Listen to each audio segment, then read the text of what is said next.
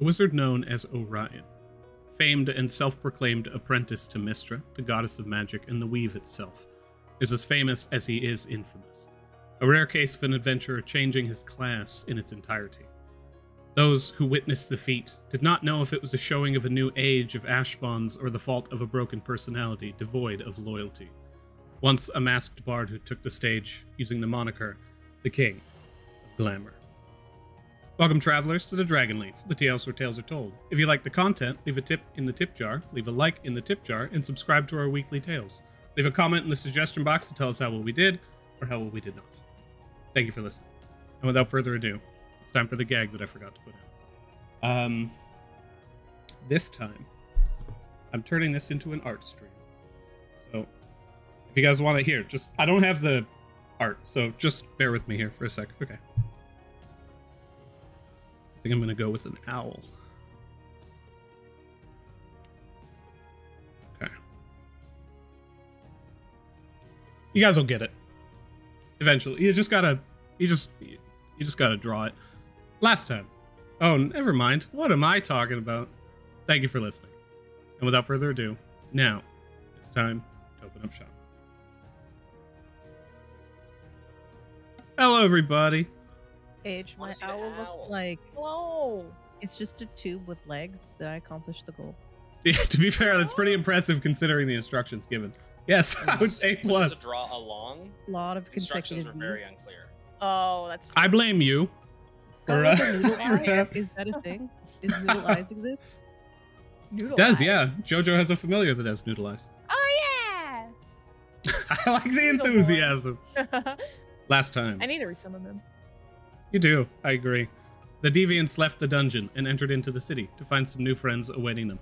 Matilda met a cultist who claims his folly is being led to a divine punishment, who now believes his new calling is to be following Matilda, the new prophetess. Killian met with one Lucine Frogfoot, who came under her employ, and Vincent met with Theo, who offered him the chance of a lifetime. A show in front of a series of high-ranking merchants and nobles from all around, and a subsequent auction with some high-value vehicles in tow. As long as he can recruit one Harai Zephyr, together sweeping the stage. As Theo leaves the manor, we jump back in, but we begin with a little bit of a flashback. So, Jojo, how have you been spending these few days in the city? Oh, you know, just getting to know my new buddies at the Rift Hunters Guild and learning how to use a chef's knife from my dear old dad Ron. Some good times. Just chill days, you know? I thought you said Dataron or something. I don't like My Dataron. Yeah, like your dad is like a Megatron or something. Yeah, Dataron, he's like, burr, burr. You guys, yeah. I will show you how to cook. salads. Yeah. Yeah. The sheer number of fathers is canon enough that you could somewhere have a Mechana-dad. Oh my god, do I have a Warforged siblings? Somewhere. No, you don't. Aw. I'll just put a stop to that fun right now. No. My Spending fun. some time at the Rift Hunters Guild in the early morning training. It's grueling, but it's nothing particularly that you're not accustomed to. And you can see that some of the other people, the more wizardy types, I think, are having a bit more trouble keeping up. It has begun to be noted the ease at which you take the basic training.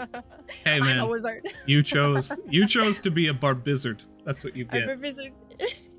And you're training with Ron. I want you to go ahead and roll a I'm gonna say training with Ron. Roll a wisdom check. Oh, you think I can't roll a wisdom check? I think entirely I can't believe you make can. I'm a- Decepticon check. Decepticon.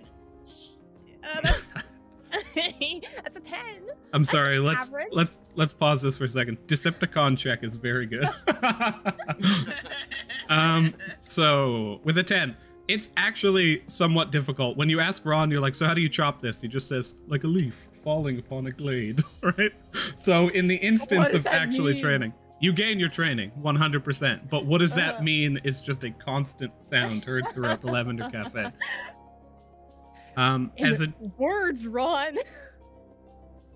But before these days, as you found yourself in the family home, The rest of the family taking time to receive their bonds, and Selene taking an absence from the rest of the party and taking her bond among the last. You approach as Lavos looks in towards you, and he stops. Selene leaves the basement room, and as you kind of like, I imagine, shuffled a little bit behind, you see Selene leave the room. And she looks over towards you, and you can see that she's a little bit fraught. Her face a little bit shaken. And she takes a look over towards you. You hear like a faint... As she is taking her bond in the basement, there's just an eerie silence and a faint feminine voice that you don't recognize for no more than a few moments. And then once again, silence. And now, as she leaves the room, she looks over towards you. Kind of just hands on her shoulders. Looks a little cold. She gives a nod and begins to walk away. I think Jojo goes to say something and then remembers that almost every time she asks a question, Selene like almost like starts bleeding from her nose, and she's just like, shit, never mind. Pat. You give her a pat. She's like walking away. You pat her on the back. She stops for a second and then just keeps going, making her way upstairs. And then Lavos opens the door slowly and looks over. He looks at her first until she leaves kind of his line of sight, and then he slowly looks down towards you and it's just like, all right, your turn. Okay. You want to do it in the training room? It's fortified. That's why Selene wanted to do it down here. Oh, well, do you think I'm going to need a fortified room? I don't know. They haven't Vincent, really been... Vincent didn't need a room at all because we kind of got brought to a water universe. Well, they did at least. But maybe it was because we're out near the fountain. Maybe we shouldn't do this near all the swords and stuff. We'll be brought to a sword world. Okay, what kind of... I don't know. Let's go near books. I like... Books? All right. Book world. Let's go to book world. I'll go up to the study. You did a good job arranging all those. You guys kind of trudge through the house for a brief moment until you find yourselves in the study on the second floor. Lavos sits down in his chair and looks over towards you and is just like, I like this chair. Makes it feel like I'm in a business meeting. All right, come here. He pulls the second chair up towards him. Yes, sir. And she says, as if they're in a business meeting, or what she thinks a business meeting is like. He stops and he looks at you for a few seconds, and he looks up and down, and he's just like, is this what a business meeting is like? Yeah. The time I came from, we didn't really have those. I just heard about them recently, and I thought, well, that sounds like from Vincent. He mentioned it a few times in passing. Yeah. He placed his hands down. He like spins you around and just places his hands on your shoulders, and then just begins to focus. And you can see that as he moves, something a little bit different than before. It's almost like there's this just resistance in his movements. And as his fingers carve through the air, you see sparks, as though he is just pushing through solid steel to get to you. And as his hands lay down on you, those sparks just fizzle out at once. He stops. He looks towards you. And in a moment, he pulls his hands back, and you don't really see much. Like a faint bit of blue appears around you. And then, as you open your eyes once more, you and Lavos and Killian find yourselves in a strange world. Book world? A book world. It is not a book world. It is a world. It is a world of gray and browns. Oh, okay. It is a world of desolation. You can see just fog and dust and this constant blowing razor sharp wind that pours past you. And Lavos just says, "Fuck you know." Again. All right. Who the fuck brought us here this time? I don't think this is book world. Whatever. What books are you reading? It's boring as shit. Looks around. Not even a tree in sight. Hey, Killian. What are you? Welcome to just not here. book world. Yeah. Welcome. This is. I don't know. I didn't get to go to Vincent's world, so welcome to my world. At least I can see. Hello. No response. Does the wind like actually like hurt? It's like It's buffeting against you and bringing with it small particles of sand that carry like knives. It's not painful per se, but it is against your rough skin incredibly abrasive. Okay, well, let's go. And she just starts walking forward. Like, nothing. I assume there's, like, nothing in sight all the way around the horizon, right? Like, she would probably do a scope before choosing a direction to go. It's like you're in the center of an arid plain. Go ahead and roll perception.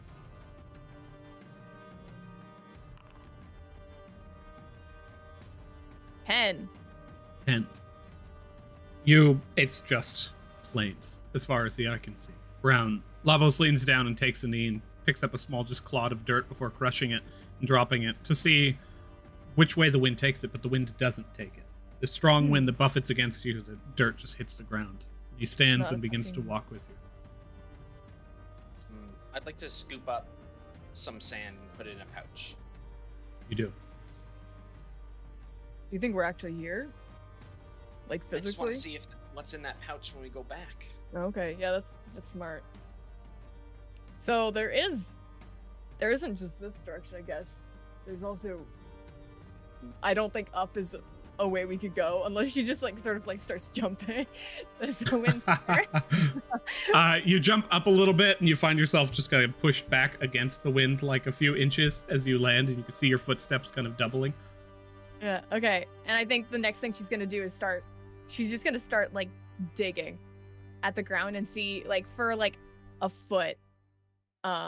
She's gonna punch the ground a few times, and then like hopefully it turns to rubble, and then she can like pull away what she can, and she's gonna go like maybe a foot down and see if she can see anything.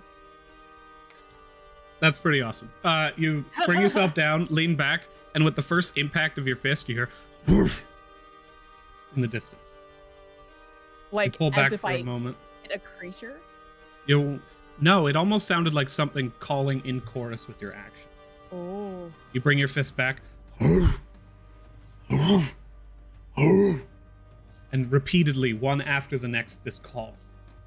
In the distance, you begin to see figures drawing themselves closer. With each punch.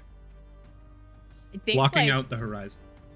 Jojo sees that and is gonna keep on. I think like she doesn't have a lot of experience, or at least it's been a really long time since she's been involved in like orcish tribal ceremonies. I imagine she went to some sort of like gatherings with her dad as a kid, but she's gonna try her best to remember any sort of like traditional drumming and just punch to a beat if she can. I don't know if it's a performance check. I see Yeah. it's gonna be terrible. Roll an intelligence-based performance check. So Okay, great. If you have proficiency in performance, you may add your proficiency bonus to this int check. Oh, do I ever not? Vincent's just like, man, I remember all these orcish tribal songs I once heard. But he's not here. What a coincidence. I'm just kidding. 7. You don't remember them, but you almost feel this rhythm in your heart as you continue punching, almost as though it's ingrained within your very body, within your mind, the genetic memory that had created you in the first place. You punch to a rhythm that you recall. Doom, doom, doom, doom, doom, doom, doom, doom. As you punch, in chorus, they respond, moving closer until eventually you hear the footfalls one after the other. And the footfalls grow louder. Till you see in the distance a grand figure, scale of a mountain. The first feature of the environment, as far as you could tell, that was not flat. It's this massive figure. And as the arms furl out and a javelin forms in one hand, they split into 4. 2 lift up and 2 down, until eventually they both reach the top of the head and just the crack of the spine, a shock wave of power launches throughout the world around you, and it passes over you. Killian, roll a history check. Can I ask you a quick question? Was it sort of like them being like crack, crack, crack? I don't know if you could hear that crack. Mhm. Okay, because for a second I thought you were like Like He leans He's up, like- he grabs his own head, and he kills himself, and he That's falls what over. I thought might have happened. The 10. Oh wait, hold on. I have a new feature because I'm already leveled up. Can I use it on myself though? Is the question. Yes, I can. So I'll add 3 to that. 13? Okay, that is 1 short of what you needed. Oh. As you lean back, you know not what this figure is, but you can feel this simple terror within you. Not a terror of its might, but a terror of its potential. That which could be accomplished. As you lean back and you gaze, the footsteps begin to draw ever closer. A horde behind. And Jojo, you don't know when it was, but you stopped your drumming punches. In awe. For Ilnival is before you. In Naval? One- Ilnival. One that you know very well. You don't know why, you don't know how. But you know this name. As it sits in a form of reverence. Moving in towards you. What do you do?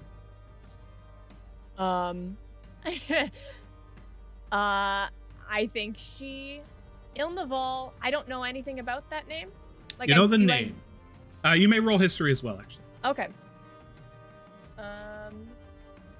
Normal. Ooh, bad. 7. You know the name, it's ingrained within you. I think that Jojo starts to walk forward towards this figure. How close are they to us right now? Miles I off. get Miles off. And in their own stride and their footsteps, no more than a few seconds. Oh. Damn.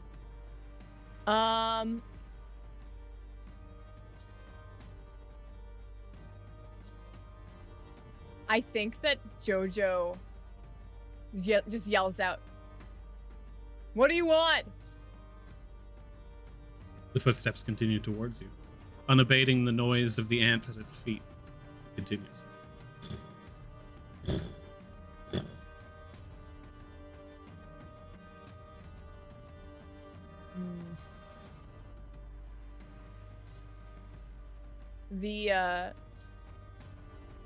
I think that to try and draw its attention, she's gonna do another big punch into the ground. You lean back. Roll an attack roll. Okay. I'm just gonna roll a straight d20. Oh, That's shit. what I was looking for. Ayo! You lean back, Ayo! hand clenched, pull into one fist, curling with all the knowledge you have, and in this just barbarian's strength, you lean down. You can almost hear as you begin to break the sound barrier with your punch, and as you hit the ground, silence. Footsteps cease. And as you look up, a verdant plain lies before you. Your gaze begins to lift upwards, high, high, high, from where you were before. You see Killian below. And as it continues to pull away from you, you find the plain that you were on, this long, distant, and forgotten plain. Just a simple face, 6 sides, and only one is the one that you had previously struck. A voice tears through the world around you. Challenge accepted. Killian, what did you do in this moment? Killian, this entire time, essentially anytime Jojo went to do something, she was kind of like reaching out, but not actually touching Jojo, just and couldn't find the words in her chest to be like, this is a bad idea, we should go, but she just and then do I see Jojo just suddenly take off into the sky, or No, Jojo is standing there, fist to the ground. having punched, or is it she stopped punching as she She brought her fist to the ground, punched into the ground, and then where you expected this just resonant sound as with every punch before, there was nothing. And then she looked up and she's been frozen like that.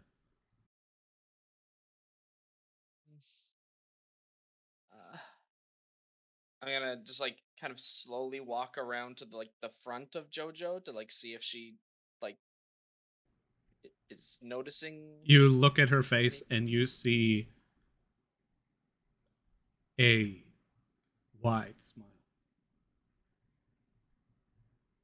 Wide smile? Indeed.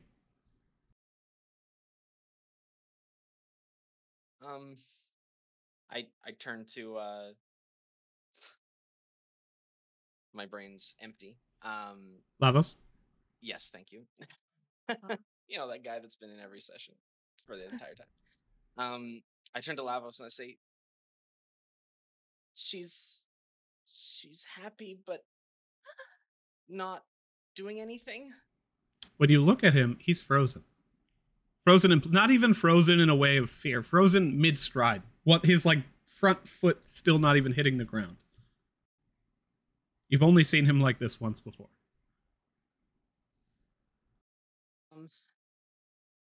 I look over to like the horizon. Are the scary people also frozen? The army has halted, and the massive form in the distance stands just staring forward. Okay, well, maybe, I mean, this is loud. She's going to just like cock the rifle and just aim it up and like close her eyes. But she is going to cast a branding smite into the weapon just to make it bright and as like loud and obnoxious as possible. Excellent. And just fire it into the air like almost like a flare, but hopefully snapping people out of their frozenness. So, Vincent and Matilda. This is just post when you had previously received your own ash bonds, and you just hear boom through the roof above you on the second floor. I think I'll start heading over. That wasn't me this time. And I follow you. You reach the second floor. You find, actually, as you were leaving, it wasn't like, Killian, you only made your way halfway up the stairs before this kind of interesting magic began to encircle around you. Vincent and Matilda, you reach halfway up the staircase and you look and you see Killian surrounded by this just almost oil-like sheen, this energy that is just encircling her. Killian, dear, are you okay? Hear that? You do, faintly on the wind, just Killian, dear. I pause for a second and I root around in my messenger bag and I pull out like a bone or a stick and I like go to poke Killian and see. Vincent backs up in case this explodes or something. You bring the bone closer, and as you nudge Killian from the outside in an attempt to rouse her from this interesting slumber, Killian, you open your eyes and you are back at home. Where's JoJo and Lavos? I think they went upstairs, dear. What happened? Do goblins usually? Same thing with your rank, but with JoJo's, there's a desert and a scary person, and everyone's stopped. They can't move. And as Killian is saying this, she's like scrambling, like on all fours, like up the stairs, trying to find where JoJo and Lavos are. Vincent will stroll up as well as I guess. When it's not you making the explosions, it's kind of a little disconcerting, and I'm like following behind you as you're like scurrying. Matilda, I shot my rifle. Like I didn't know where I was, and like turns back to like, is there like a hole in the ceiling? Yeah, both Vincent and Killian, as you look, both see just there's this hole in the ceiling. Not a small one either. Like it's a fair buckshot hole, but also slightly smoldering. It's okay, leading all the yeah. way through to the Fix it later. shingles. Fix it later. Focus on the others. You all begin to move forward. Jojo. Yes. Before you, as you stand, Killian disappears in the wind. The figure in the distance, as you are alone, pulls backwards, and the movements creak in this massive heft. You see them. Every simple movement creates a whoosh of wind that moves past you like a wave. As they stand, they pull their javelin into one hand. One of their 4 arms leans in, creates a small target in the face, and the other creates a pathway. And you see that path lie directly towards you. Turning towards Lavos, she's sort of like, are we doing this? Is he like frozen still? Frozen. Shit. The As javelin we moves come up back to and the begins to room- point towards you. Okay, As we- she draws out. Oh, sorry. Hang on, one more thing. She We'll draws do, out yeah. her. She draws out her her great sword, and then if the javelin is headed towards Lavos, she's gonna like try and like grab him and dodge to the side. Okay. Yeah. Javelin draws back. Begins to move inward, and as it leaves the hand, Vincent. I was just gonna say, as we come up to the room, if Vincent can physically see Jojo at any point, I'd like to send her a message in her head, and if she hears it, I'd like to give her a bardic inspiration. You open the door. It was not locked. Under no circumstances would Lavos lock the door in this instance. And as you look in, you see Lavos and Jojo both frozen. I need you to make a charisma saving throw. Me? You. Actually, all of you. All 3 of you. All of you said you were moving together. Oh.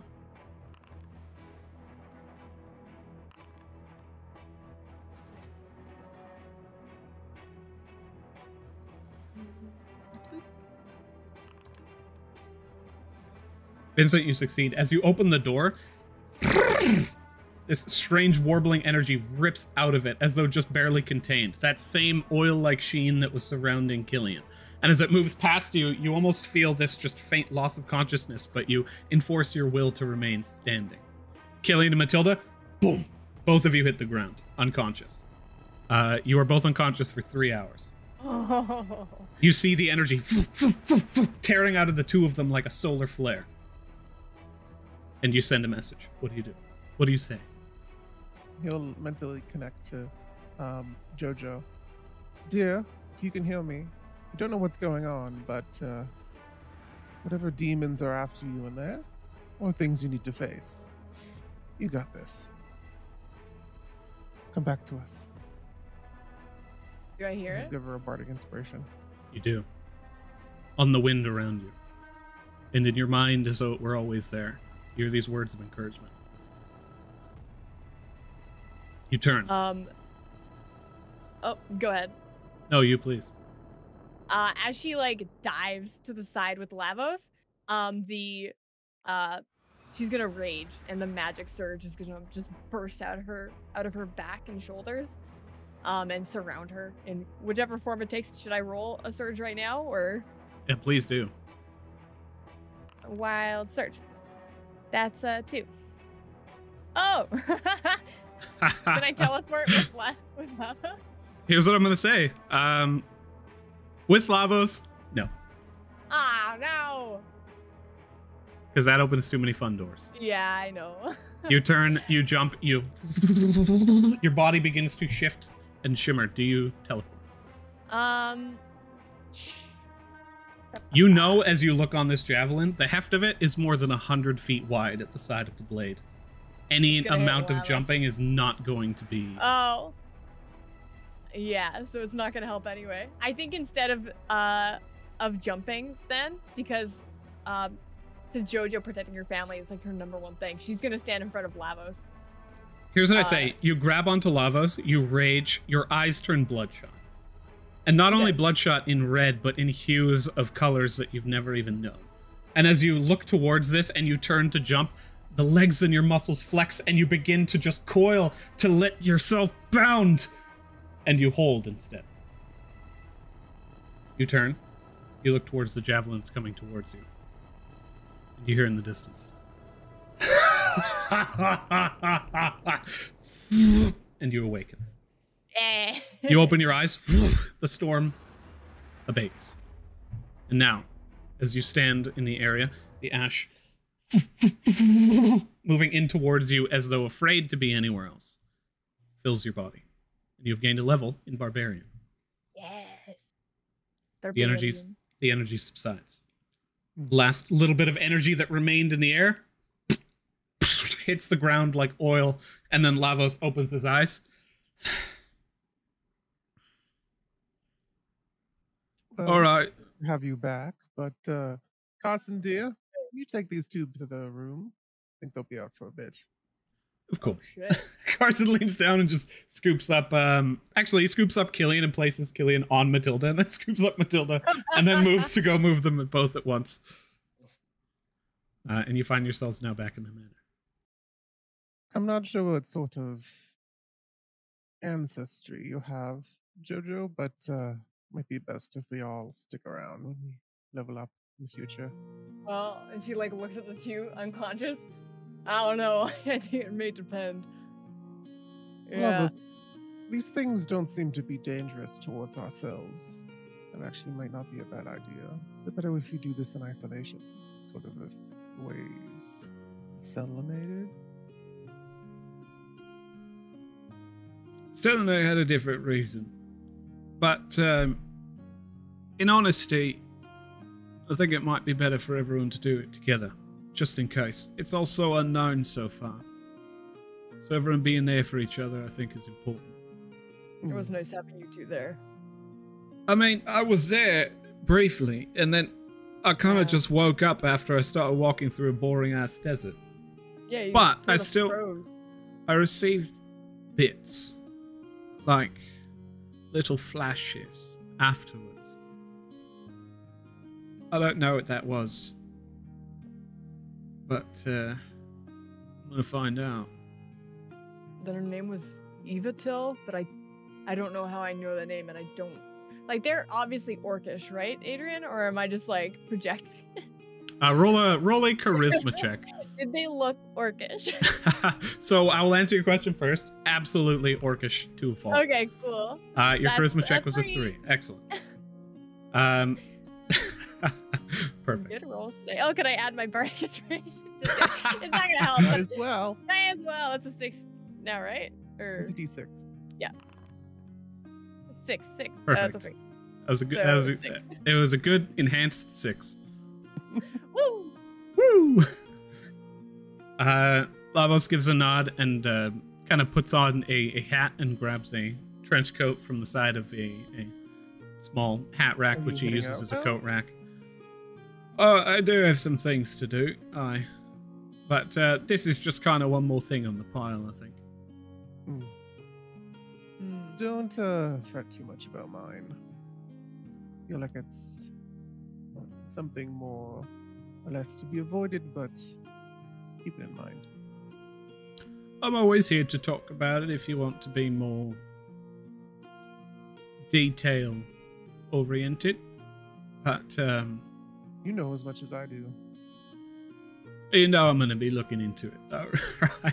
Like I can't not. Well, your safety is your own, I guess, in this regard. Have fun. Oh, that it is. He gives a nod. He begins to move past and stops at the threshold and turns around, and then just kind of looks at all of you. And then turns and leaves. Well, Jojo, care to share? You can Yeah, share the sure. news with the others when they wake up, but I'm assuming based on the fact that they got blasted back. And he'll look down. It wasn't another wizard level. Did you gain like a fighter or something? Or? Yep. Barbarian again. Yeah. Hmm. Actually, the thing, thanks for what you said in there. I don't know how you did that. I'm assuming it was in my head, right? I can do that, yes. I think I can help you out a bit in the same way now, which is sort of... You can get Well, I in can- people's heads. No, I can, not like I can make people a bit better at things for like 10 minutes. Well, I'm interested to see how you inspire me, Jojo. Good. Well, do you want to get like a tea and a coffee and I'll fill you in? And you can fill me out on yours because I didn't get to go to that one. I didn't get to go to Waterworld. Waterworld is polite way of what it was. But sure. Okay. And we'll go down and get some drinks. The best part about all this is Waterworld is a place, and we've now either offended or promoted them. So it's fun. Waterworld is it's a polite way of saying it. It's fantastic. I just pictured like the ad campaign for the place we went for in Vincent's head. Where it was like, come to this water world where it's dark and you can't see and it's painful. It's Tired of vision? Tired of being able to see? Bored of that standard oxygen you're breathing? Welcome to Waterworld, where everything sucks. Perfect. Yep. If you want our ad campaign, Waterworld, right here. You guys head downstairs, and Paka has already begun to prepare a little bit of a picnic for you. At this point, in several hours from this time, Theo arrives. And Jojo, not necessarily the first time you've seen an elf, but your half-elf sister and this elvish individual, you see a clear delineation between the two of them. As he arrives, he moves with a fluidity and grace as though the center of his body never hits different terrain. As he moves down from the carriage, it just flows. And you can see a single line drawn through every movement, no word wasted, no thought out of place. As he is moving, his eyes move with a sparkling starlight that almost draws you in, and his gaze moves to where it is needed before it's needed. There is just this otherworldly aspect as he answers the questions upon which he is asked and offers to the party a invitation. Sure. An invitation to an auction and a show that Theo wishes for Vincent to be a part of, along with a well-known actor named Harai Zephyr, who previously had auditioned Vincent and been so blown away he has been on the search for him since. As Theo takes his leave and you all find yourselves here, you've all decided that 2 weeks of downtime leading up to this would probably be a bit more useful within the city than it would be in the dungeon back and forth 7 days to get to floor and then 3 days to etc. So you now find yourselves at the foot of 2 weeks of downtime. What do you guys wish to do with your time? Also, we don't need to actually begin downtime right now. If there's stuff you wanted to RP and go through, we can just do that. I do have a quick question. Is that her sister's baby daddy? Is that what I got? or is that just similarities because they're elves? Oh, you think Theo is Rowena's donor? Yeah. I was you know, I'm not going to answer that question. Because I want to know where this goes. Interesting. Well, there's no guarantee, but one thing you guys will notice is there's not a lot of elves around the city. Theo's probably one of the other ones you have access to. Yeah, and all I could hear was like, "You are the father." You are most certainly both blonde, I'll say that much. Yeah. And you have slightly pointed ears, you know? They must be related. Oh, God. I mean, everyone with blue eyes is related to similar ancestors, so you're kind of. Don't you bring that science in here? Whoa! No kidding. This is a D&D game. Don't you bring that science in here? Don't put that evil on me. I guess elves are old, right? He could actually be like her great-great-grandfather. We do know he's more than 200 years old because he was here before the history of the humans disappeared. The rising of the Valen Ring. The best part of my notes for that was the question that I had written down of how old you are. I have the word old and underlined. Like each underline is 100 years at least, yeah. Yeah. All right, what do you do? I actually was wondering, hey, I'm gonna go see Jaeger. Does anyone else want to come with? Is there any What are you doing? Oh, I just want to trade hatchets again Hmm. because this is a lot of pressure. I don't want to have this anymore. It's too much pressure. Can't handle it. I don't necessarily have anything to do down there. I think I'll pass this time, but let me know if you need me for anything. I'll be Okay. around. I'm probably not going to be doing very much of anything. I only have 2 weeks to invent something that's going to be sold to people. I'm just thinking. I'll be in my room or at my shop probably. Well, you'll be Okay. able to do it. I'm helping you. You can use your new apprentice, Kellyanne. She'll probably be very useful in this. Yeah. All right, well, I'm hearing a lot of no's, so that means no carriage ride for me. I said yes. Oh, Very, never very mind much then. so. Oh, okay, great. Well, I guess Hmm. we do need to. Wait, how many? I can cast jump twice. Yeah. Can you Paka places his hand on your leg, and you can see with a clear look of like pity, he says, "I'll go with you." And then two lizards Okay. move up to his legs and place their hands on his legs, and are just open their eyes a few times, and he gives a nod.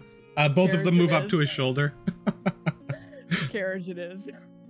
Paka is just restraining his excitement at the idea of being moved without having to move his legs. How long has it been since Theo left? Has it only been like a minute or two since he left the house? It's probably just getting in the carriage. Sure. Absolutely. I'm actually going to go catch up with Theo. He's taking my carriage, so I'm gonna hop on that. Okay. You move up. You kind of like you confidently exit the house as Carson opens the doors for you ahead of you. And you make your way up towards the carriage as Carson reaches a hand out to help you lift up into it. Theo on the inside, Fairlin looks back towards you and is like, "Are you coming in, boss?" So the carriage that Fairlin drives is the one for Oh. family estate. This is Vincent's carriage for his heart's desires. Theo wanted to borrow it for the day, but Vincent wants to at least take it back. So here's the problem, is that Fairlin is at the front of this carriage, and your driver is not. And he's standing off to the side a little bit pissed off, and you can see that. And Fairlin is looking very, very happy about himself. Vincent will just assess the situation, kind of get an idea what's going on. Fairlin, dear, I think Jojo and the others need you. They're going to take the carriage down to, sorry, Bianca's forgot God's name. Eldeath's district. He gives an immediate nod and then jumps down from the carriage and looks towards the other one. He's like, "Your move, Evan." And then he just begins to walk away. And your carriage driver just looks back towards you and gives a nod, brings himself My back up to the apologies. front. He's an eager young one. He seemed to claim some kind of divine right to carriages. You might want to speak with him. I'll have a word, but for right now, it seems harmless. I allowed myself to indulge the boy, but I really feel like it may have actually harmed him. You might want to speak to him. In earnest. And then he makes his way up towards the front of the carriage and sits down. He'll get in and kind of give a nod to Theo. I know you're going to be taking my carriage for the rest of the day, but care if I come along? Oh, I actually have quite a lot to do. You are always welcome in my carriages. I had a And small- let's not be confused. This is my carriage right now. He smiles. He's like, "On driver," and kicks the back. And then Evan's just like, he stops and pauses and waits for Vincent's order. In his head, he hears, "Just indulge him." And then the carriage begins to move, and Theo smiles. Never knowing what really happened. And the Oh, I was just going to say, could I have a quick conversation, or do you want to bounce around? we'll bounce around a little bit. As you are moving through the area and the carriage begins to leave Old Town, Jojo and Matilda, you begin to leave the area and head towards Eldeath's district. I did like the image of like Jojo casting jump and like Matilda hops on her back because it would make more sense. I think you can carry Matilda in, like, your carry weight would not be over cap with Matilda, so I'm fine with that. Hey, You are Oh, Not flying. about. Now I'm toggle me. Gotta figure it out. Yeah, you Hey, Walker, animated. Can you run on water? Oh my god. Can your children run on water? Can you run on water holding your children? Yo, that's one at a time. One at a time. I can. Okay, I'm gonna let you in on a little secret. I can run almost 400 feet in 6 seconds. Oh, Yeah, that's fast. I want to try. He turns. Maybe not on this river that we're going to because it does lead to a waterfall. Oh, does the waterfall lead to Eldath? I mean, yeah. Okay, well then no. Well, I have my kids. Okay, I have the Let's need to stay safe. Okay, Let's get the carriage. another time. He just climbs up into the carriage, as though climbing a wall. wow. Fast as fuck, boy. Fairlin looks over towards you and is like, "Right, time for the carriage." Yeah. Are you makes his way up towards the front of the carriage, preps himself, brings his hands down and just kind of like pats the back of the horses a few seconds, and then you guys take off. You find yourselves encircling the city for free, no less. May as well just kill me without getting your couple silvers. Encircling around through the southern exit, you find yourself within Eldath's Grove, entitled so very poignantly The Grove. And as you leave the carriage behind, as there is no man-made structures allowed here, you find yourselves entering it. Those who stand at the entrance, regal and strong, just eyes closed, standing with staves against the ground that are almost rooted with moss to the ground itself. And now, as you find yourselves at the entrance to the grove, Matilda, what do you think? Oh, like they're like man-made, and I'm like, people are man-made. This rule's dumb. As you think that, both of them open their eyes in shock. I'm not kidding. Oh, shit. Hi. They look over towards you, and then they do not respond. Did they hear Matilda's thoughts? What? It seems like it. As soon as you thought that, they both open their eyes like, oh my god. He's right. Revelation of the mind. I'm here to say, Jaeger, I don't really care about your epiphany. They still don't respond. You guys enter into the grove. Moving through, you find yourself at the central waterfall, this just large, open, circular body of water with a large stone kind of feature in the back, trees encircling you.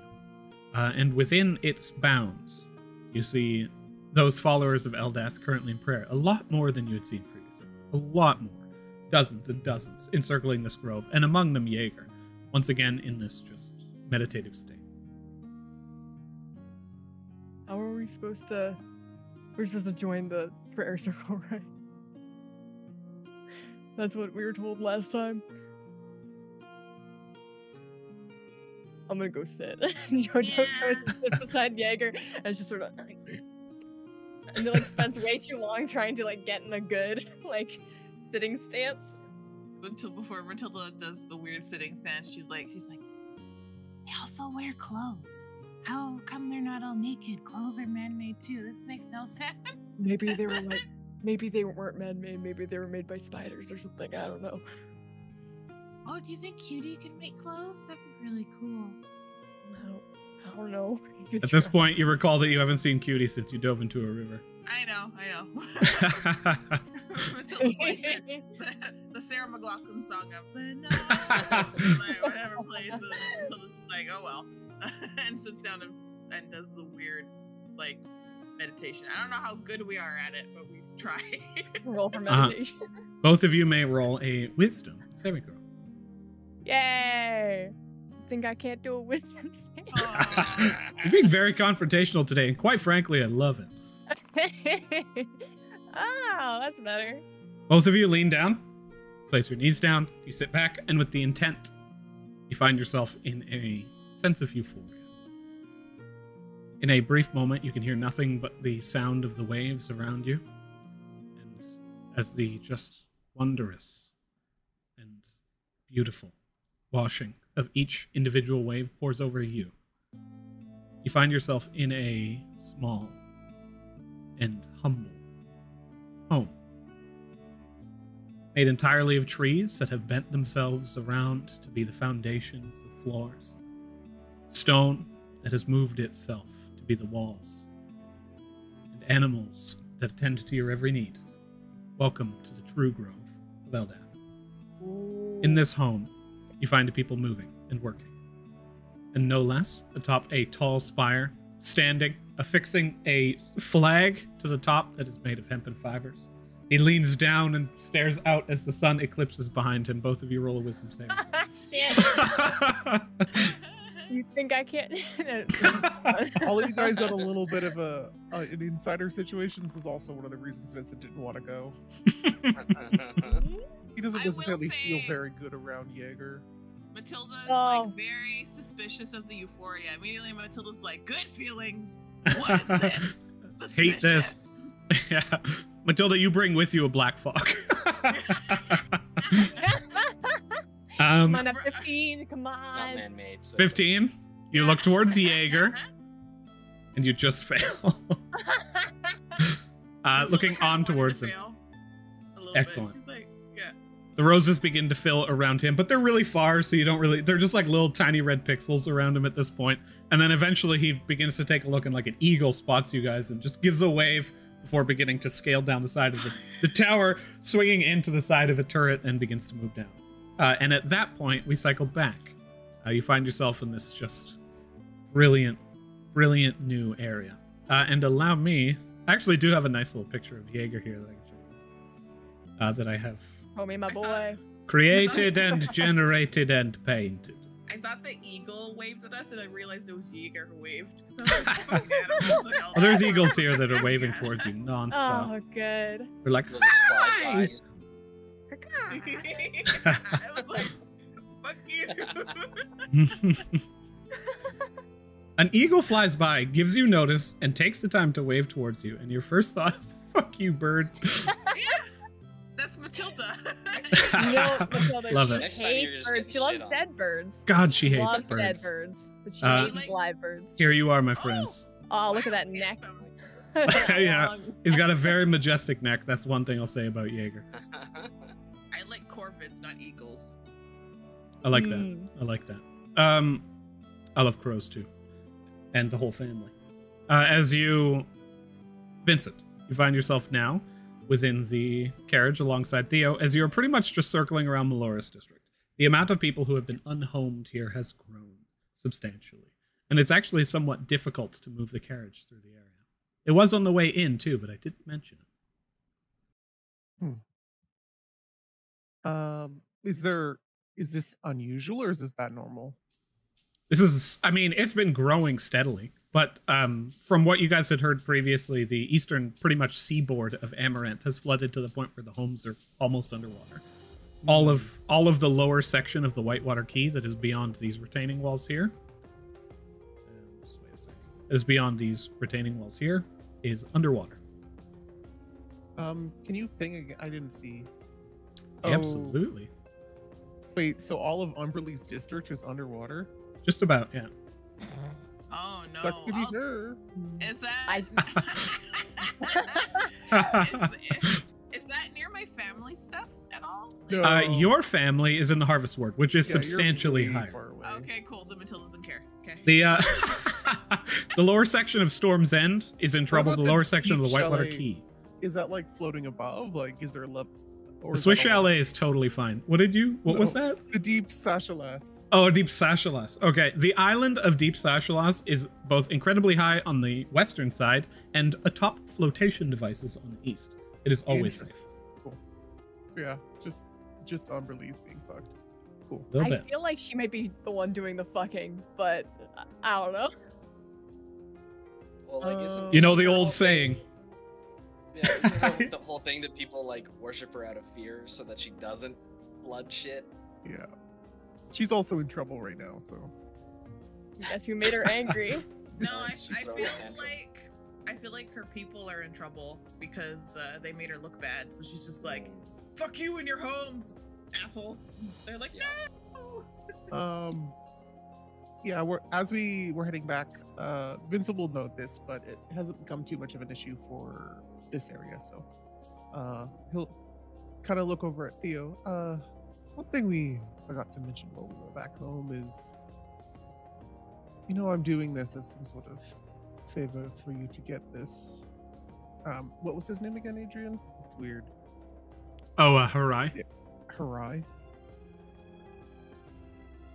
Oh, most certainly. It's a tricky situation. Brilliance is hard to find, and even harder to cultivate. Harai has been on my mind for a long time, and luckily, you and I met quite a long time ago. So in this instance, it really is just the ultimate chance. I think you misunderstand me, Vincent. This wealth that I find myself in, I hold no interest in it. I hold no value in things. But it is a matter of social instance, you see. I have been granted this wealth as a means of my success, and it is a physical manifestation thereof. I'm not looking for it. It simply is. Therefore, I hold no reward for offering you this, save for the brilliance of the performance that the two of you may put forth before me, so that I might be able to sit in it for a while. I don't know if it's an issue, Adrian, but I'm having trouble hearing you. Can you turn your mic up? Sure. A little bit. Is this better? I also turned you up on my end. He basically gave you a little spiel about, it's not about the money. No, It's about I the kinda song. caught it, but I just wanted to make sure to address this. Well, your preferences are your own, dear. That's totally fine. I'm more or less just looking for a favor. Of course. Someone of your culture and background. I assume you know about the Drow a little bit, at least in the sense of like I've heard of their famous dances. Ah. Are you referring to actually, one of which just passed, that unfortunately I was not able to play witness. The coming of age of the princess. And Ailastray herself dancing the moonlit. Yes, I know quite a bit. What is it that you would like to know? I'd like you to teach me one of them. It will not be easy. Nothing of it is. But you know me. I'll get it done. Roll persuasion. It's 18. You know, if anyone else would have asked me, it would have been like perhaps an instance of just me enjoying watching them bumble around like a fawn. Someone who had trained in the elegance of dance for 50 years would be but an indolent infant dancing around on the marble. Had anyone else asked me, I'd have said yes without a moment's hesitation. But because it's you, I say yes with contemplative thought. I will teach you, Vincent, because I believe you might just be able to follow the movements. I've heard they use swords. I'm Indeed. pretty good with one as well. That helps. It brings you to the starting line. Well, how long do you think this is something that would take? You've a lot of work to do. If this is part of whatever it is that's being built in your mind there, I will make sure that I do everything I can within the 2-week time frame. This is more personal, dear. Expect something quite grand, but it won't involve this. Oh, we have more time then. Excellent. And I guess we keep continuing on the ride. And the carriage carries away as the camera pulls back. And just kind of sweeps around the district for a brief moment. I think you find yourself here, near Tiamat's district. Camera pulls away and begins to move in. Across a guild known as the Mythic Cross. Passes by the wooden sign at the entryway and in through the front door. And you see people there. They stare blindly and blankly. Camera pulls away again to a Dragon's Perch Tavern far to the northeast, where the people sit and stare into nothingness. And it carries the Falcon's Dive, the Framed Hag, Two Story and a Story, Galahad's Shipwright, workers holding chains, blindly moving as though puppets on a string. But we don't worry about that right now. We find ourselves in the most beautiful place you've ever seen. In fact, it's just a miracle. You see, Killian's home. No, Killian, where are you right now? Killian has essentially gone from the family home. She went upstairs and picked up as many pieces of parchment off of the ground in her bedroom as she could carry, and then proceeded to pick up her bedroll off the ground as well. And that's pretty much everything that's in her room. So she heads to the shop. She's planning on essentially sleeping there for the next 2 weeks, with the intent of inventing something worth selling or passing out and, crying herself to sleep. As you move into your shop, Lucine is there for the first thing, and she stares at you, and it's just like, "Oh, you're back. Is that? Do you want? Do you, no Nope. salute. No. Okay. We're not an army. We're not a military. We're coworkers. So just hi, wave. Hello. So, what brings you here? What can I do for you? Can I sell you? Nope, you're the boss. What are you doing? A person who has very high ties, society things, has offered me the opportunity to develop and sell something at an auction. The auction is more specifically like a vehicle auction, which we probably don't have time to make a vehicle, but maybe like vehicle adjacent. There are some weapons, but I think those weapons are for vehicles. So hard to make a weapon without the specs of the vehicle in mind. So until I see the things at the auction, I won't be able to be like, oh well, here's a cool weapon for the vehicle that I didn't know existed until now, 2 weeks later. And so I think we need to put our heads together and come up with something worth selling at that auction.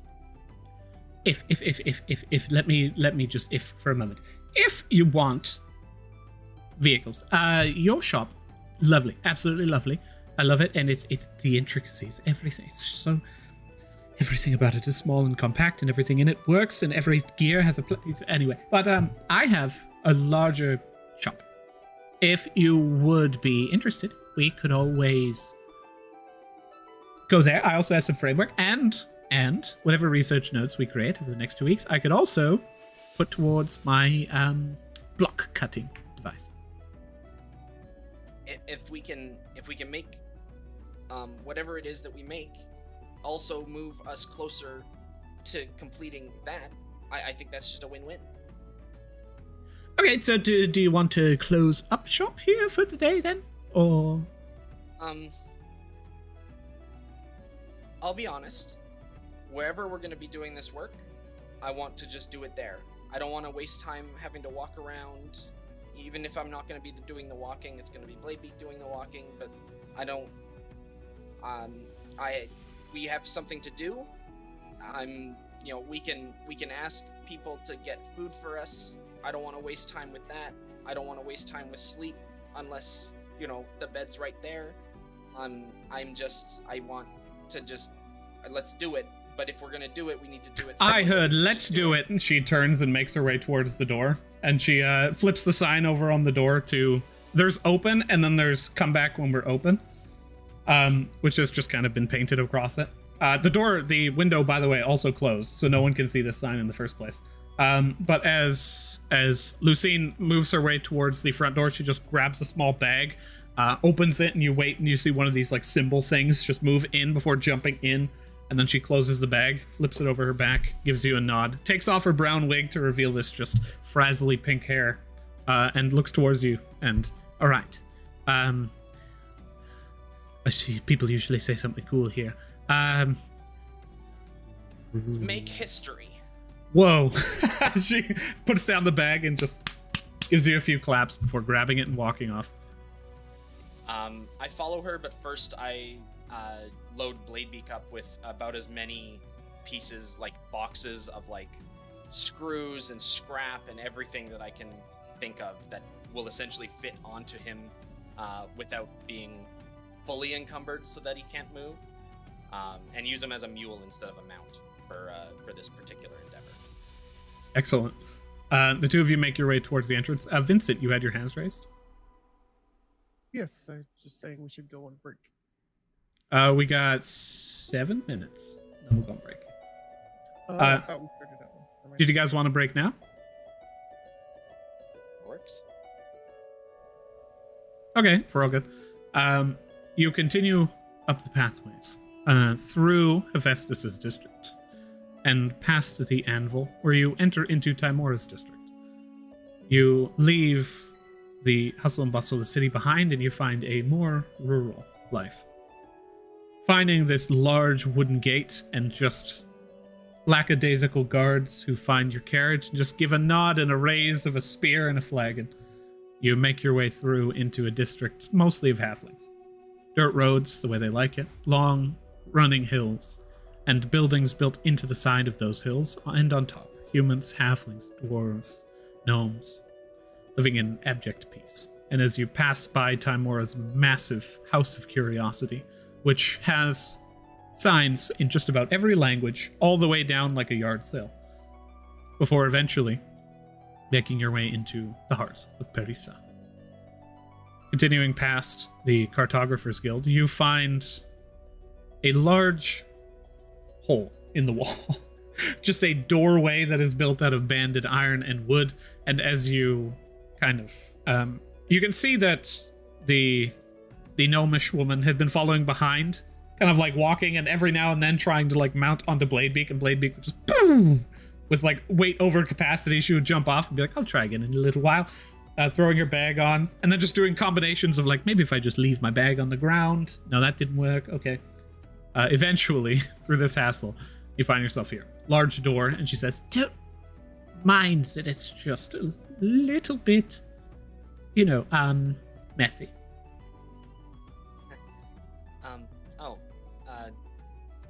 That's fine. Okay, excellent. She reaches the door, places her hand against it, and as though she's about to push, you can just see this just handprint wooden toggle push in, and the doorway opens outwards into the hill itself. Within, you spot the most fucking beautiful sight you've ever seen. A 3-floor, massive open warehouse. You see machines everywhere. Large manufacturing devices. You see stone blocks that are being like cut from the top down before just fucking exploding from the bottom and shooting outwards. You see a intricate, large, what amounts to artwork, because it's in no way functional, of just gears and mechanisms and springs and pulleys that are just moving in this just strange bohemian fashion. You see automatons, or as best as you can prescribe them, moving constantly from place to place, and a single halfling working in the far back. And she looks at you and is just like, so it's a little bit rough, but I hope you like it. If we have a few more functions, I suppose you could call it. Wonderful. Oh, thank you. That's very kind.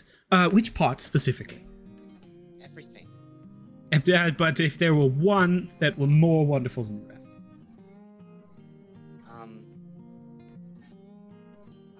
I'd have to see everything.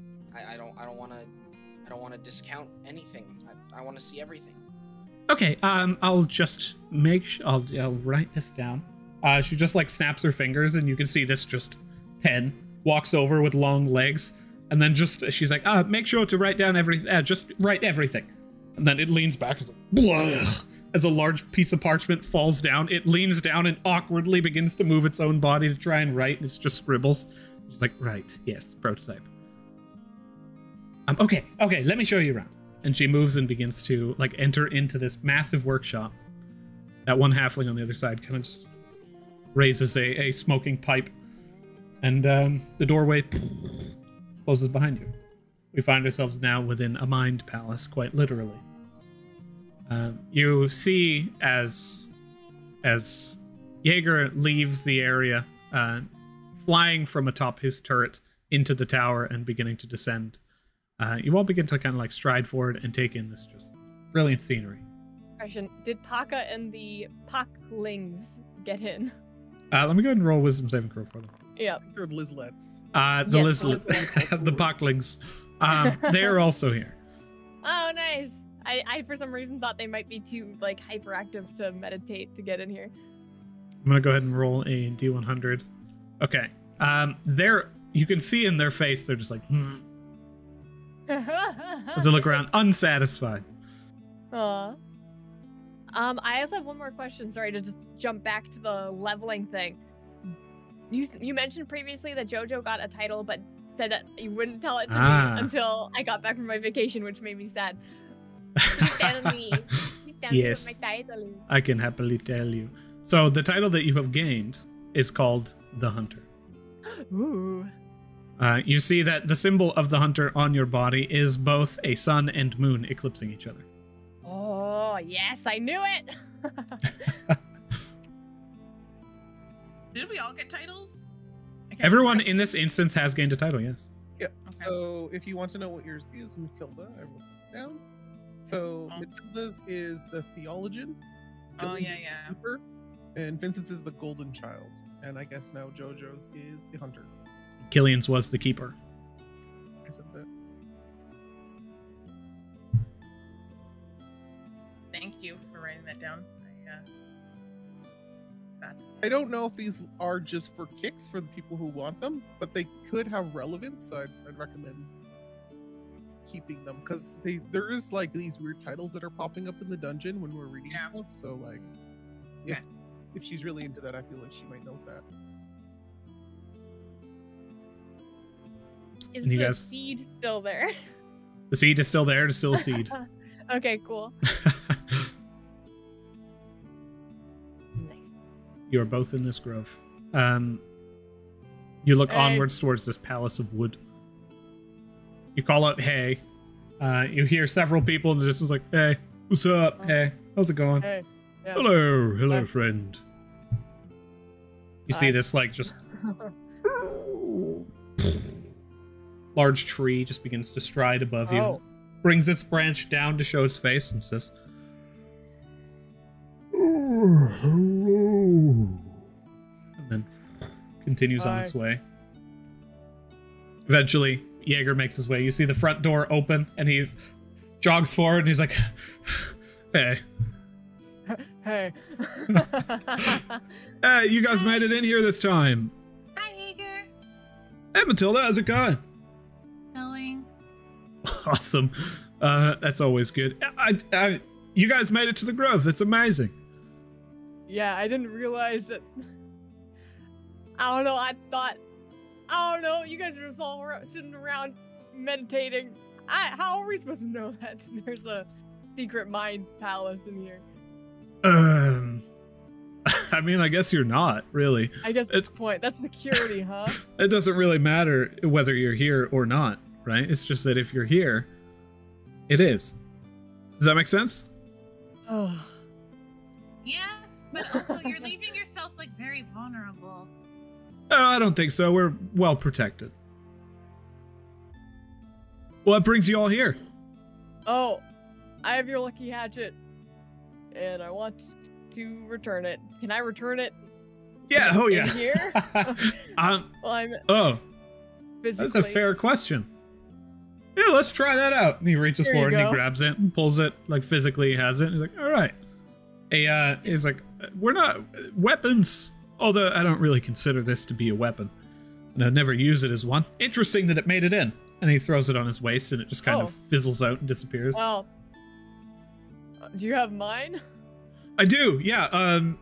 Is that considered a weapon? I don't really consider it a weapon either. I just use it for knocking people unconscious. I thought of yours more as a symbol. So actually, if you look Yeah, up, it is. if you look up, you glance upward and you can see that there's just a large bird, long wingspan that's flying. But the more you gaze at it, you can see that the body of it is actually an axe. He says, it's right up there. I considered it to be kind of like a symbol of freedom, so that's what it is. I guess it could. I mean, it's sort of supposed to symbolize honor, but honor, freedom. Honor. Oh, as you say Yeah. that, you like gazing up towards the bird, the wings disappear. It turns into an anvil and Oh. slams into the ground beneath. Yeah, it's usually not great, even in your imagination, to make knives fly. That would be a good point. I don't know that I have that much control over it. You're just gonna go over and try and pick up the sand. You got to pick up the. You see that it has a shackle on the base of it with a Oh. long kind of like ball chain at the end, and you got to That pick up totally the makes anvil. The axe itself is basically sitting on the top of it, welded into place. But as you grab it and pull it off, it just dislodges, and the whole thing dissipates. Ah, yes, honor is a chain that constricts you. I don't really want to be in here much longer, I think. It's very revealing, you know? Like, for example, you're shrouded in a black mist that's mildly confusing. Oh, What do you think that represents? Angst. I don't know. Those. He kind of like mean, glances it seems around. a little bit hypercritical for you to comment on my mist when every time I look at you I see flowers and stars and beautiful things. So I did not mean to comment on your mist. okay. That's not something you did not want. I don't mind that. It just seems kind of funny to me that you're like mist when all we see is like stars and flowers and beautiful things whenever we look at you. Go ahead and roll persuasion to get him off this train of thought.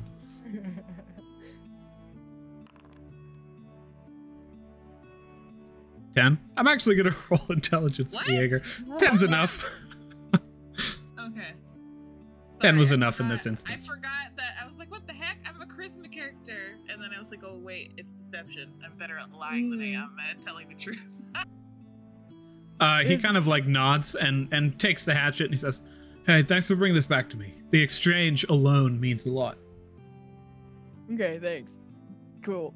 Is the ball and chain anvil a perception, your perception of honor, or mine, or I think you know the answer to that question more than I do. don't know if I do. Really? I don't want it to be my perception of honor. That sort of sucks. Well, let me know. Is that your perception of honor? You seem to think it sucks. No. No. He I looks- don't. He looks back No. towards the area where the hatchet was, and then looks at the hatchet in your hand, and then kind of like grabs it and places it to your chest, and he says, "You are what you make of yourself. If you don't believe, then it isn't that way." I believe that 100%. Okay, I understand that one a little bit better this time. Yeah. Oh, good. You're halfway there.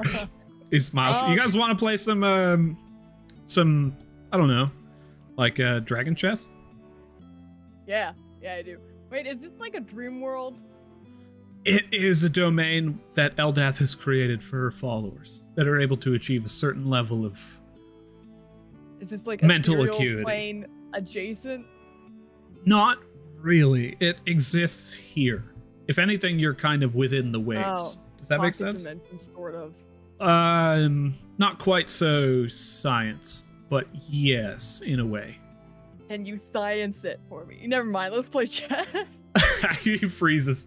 As you say, can you science it for me? He's just like, you say, let's play chess. Space. You know, I was wondering, so you're a pacifist, but you gotta spar, right? Yes, I trained, That's- certainly. Yeah. Do you dislike combat sports, or is that like a different thing? Because it's like a violence, but like everyone wants to be there and everyone likes the violence, you know?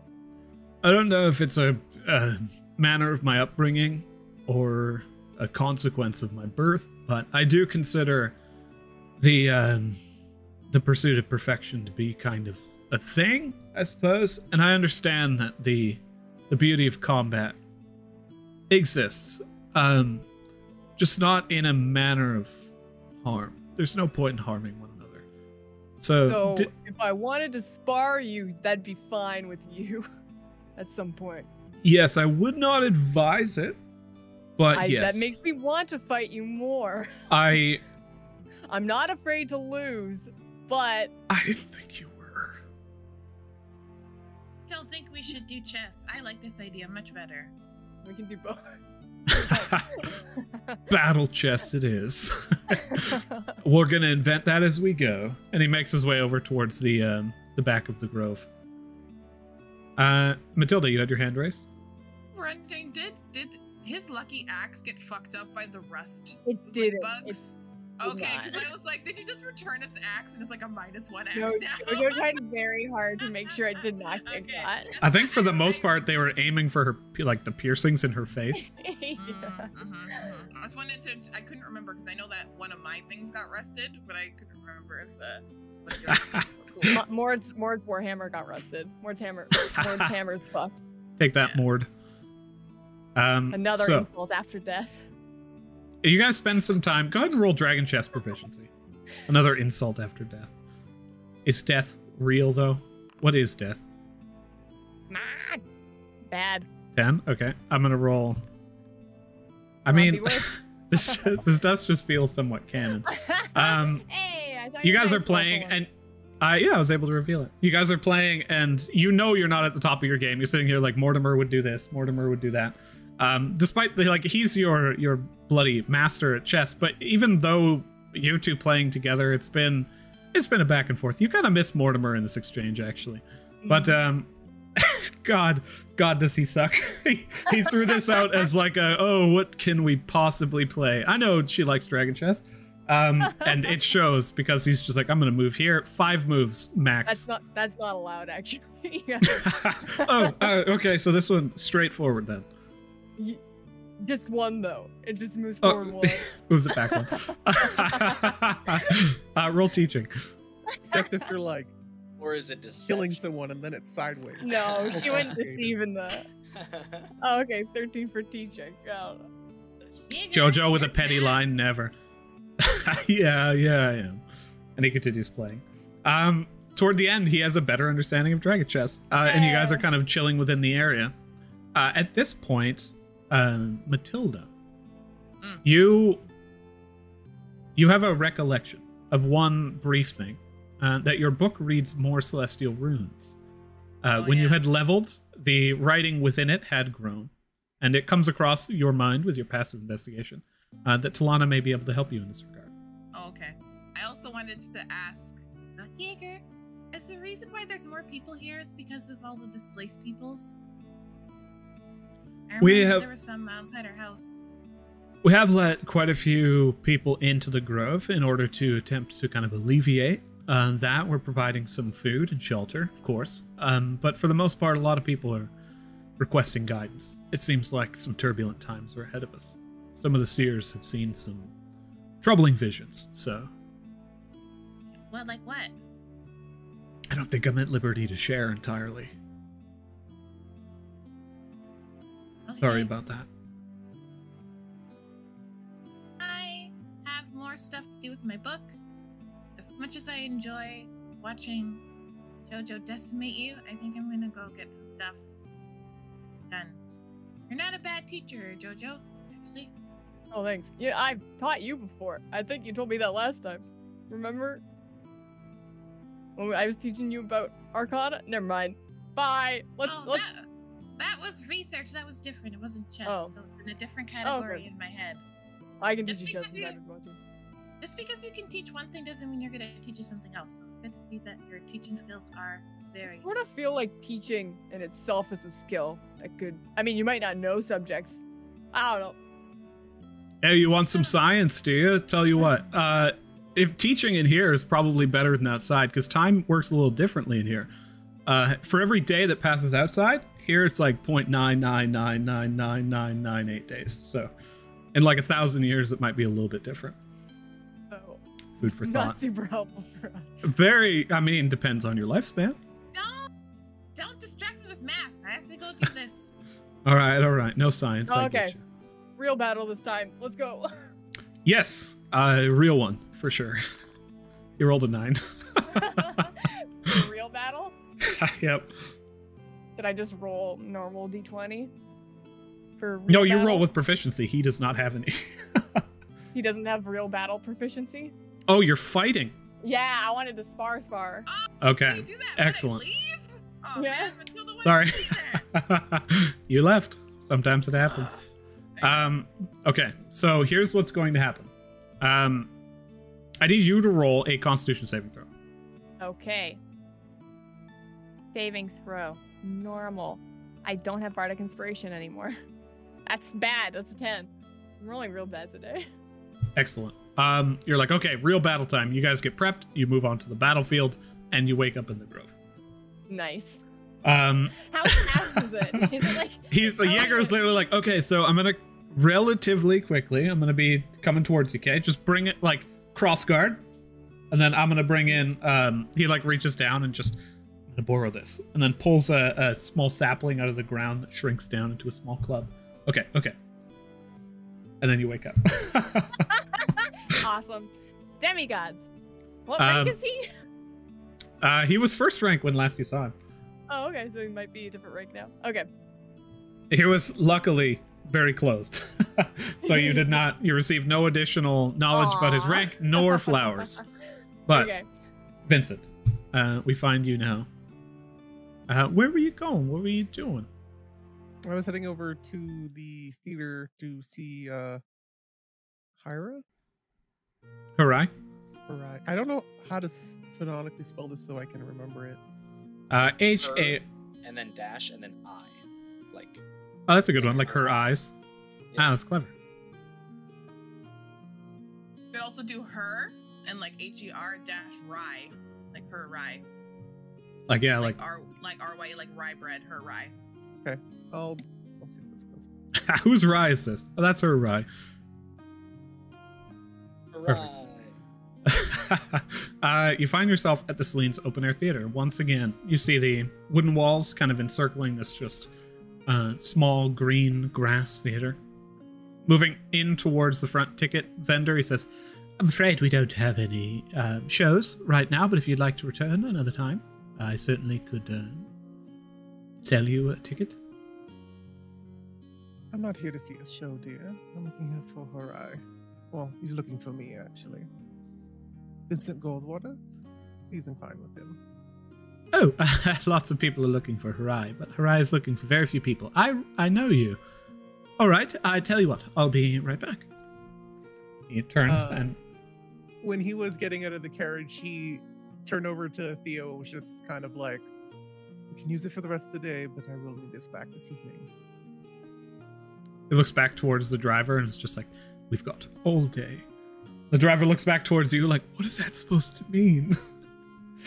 In his head, he's just like, he's a kid, don't worry about it. He'll be fine. I really do have to get used to this whole mind thing. Right you are, master. He turns and the carriage begins to peel out of your sight. After a minute, Harai does not return. However, the ticket vendor does. He says, Harai has asked me to show you into the changing room, if you would like to follow me. He heads along. Passing through the open grass field up onto the stage and through, you throw open the curtains and begin to make your way. You can see various different people kind of just postulating within the area. Some people reading scripts and others beginning dress rehearsals. Makeup abound, various different people, and you eventually find a small staircase leading into a wooden pathway. Everything thin, very, very, let's make use of everything we have. Until eventually you open up a private dressing room that has a star on it that reads Harai. And then the doorway opens, the ticket vendor turns and leaves, and you see before you a Air Genasi individual, I believe, who turns towards you. Let me double check that. Yep, I'm pretty sure he's an Air Genasi. Hell yeah, Genasi! Air Genasi. As Vincent goes, like, I'm assuming the dude gestures at the door and then walks away. As Vincent goes to open it, he's going to slick back his hair and suddenly cast it on himself. I like the uses of subtle cast. You lean back, slick back your hair. Harai is notably not paying attention to you. He is actively staring forward into a mirror as he is powdering his face. You can see he is wearing a pompous looking wig. You see this kind of fine purple attire, deep purple skin. Previously, as you had seen him, he did not look like this. Right now, you can tell that he's kind of out of whatever it was that he was wearing previously. And you see this individual right here. He has this kind of like thin mustache, hair coiffed up as he takes off the pompous wig and places it down. He's got tones of gold in his ears and his face. He's got a bright white flash across his forehead. And as he looks towards you, he has a gold tattoo, but you can instantly tell that it's not his ash bond. Simply a gold tattoo across his chest. And you see this individual right here. Interesting. Who turns back and stares at you and smiles. Vincent Goldwater, I have been looking for you, and it seems you found me instead. What do I owe the visit? Leans back, crosses a leg. Well, like you said, you were looking for me. I was intrigued, so I came down to see why. I don't want to mince words. I don't want to waste time. When you auditioned for me, I just have one question. Those songs that you played, was they truly spur of the moment? Of course, dear. I take inspiration from all that is around me and which is requested. Kindred spirits. I've been looking for something, and I think it's you, actually. I have a play that has been said to be created by Talarian Fisher. It's known as the Duchess of Rats. Yes, I've heard of them. Then most certainly you have heard that this play is most assuredly not one he has written. But the people seem to like it, and I do so very wish that you would accompany me on the stage. Thinking back, the play he's referring to is the one that he saw with Rosa, right? It was. Thinking back, however, he was not the one who was acting in it. You do not recognize this individual on the stage at that time. Okay. So, just to understand the situation, because I'm a little confused, people are saying that Tell wrote it, but he didn't. So that's just a rumor? The rumor is that Talarian Fisher wrote this play, which would make it among, like, he is the Shakespeare of this time. Yeah. He is the most famous playwright of all time. But Harai knows that it's not him. It's just that he's letting the rumor be what it is. Yeah. Yes, this doesn't seem like something he would make. You picked up on that too, as expected. What say you? We're a small theater. But if you would so grace us with the music that you had played that time. I have something else in mind. If you'll lend me your ear in this case. We have a bit of a show coming up at the Silverlight. I was wondering if you would do something more unique. Just you and I.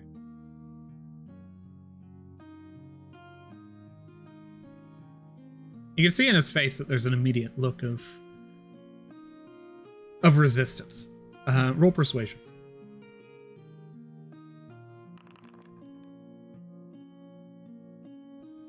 28. Okay, a 28 is pretty good. He leans back and looks at you, and you can see in his mind just reeling with the potential. And as he closes his eyes, it's almost as though you've seen him just lost in something. With your insight, with the way he's moving, and he's thinking back, he's replaying the song that you had played on the stage. And as he sits and closes his eyes, he looks at you and he says, "Not a fan of leaving my troop behind.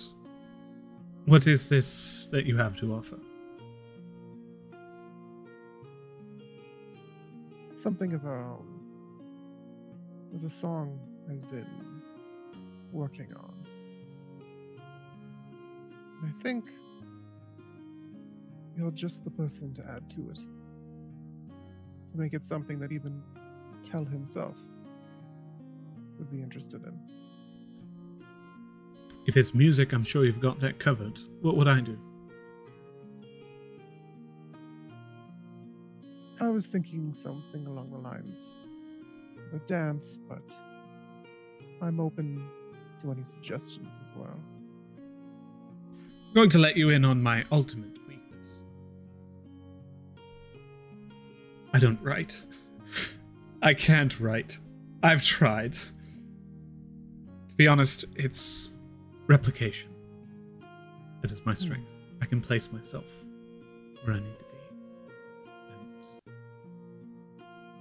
feel the sorrow of the moment, joy, the anger, seething. But it is not my place to create these emotions, just to live in them.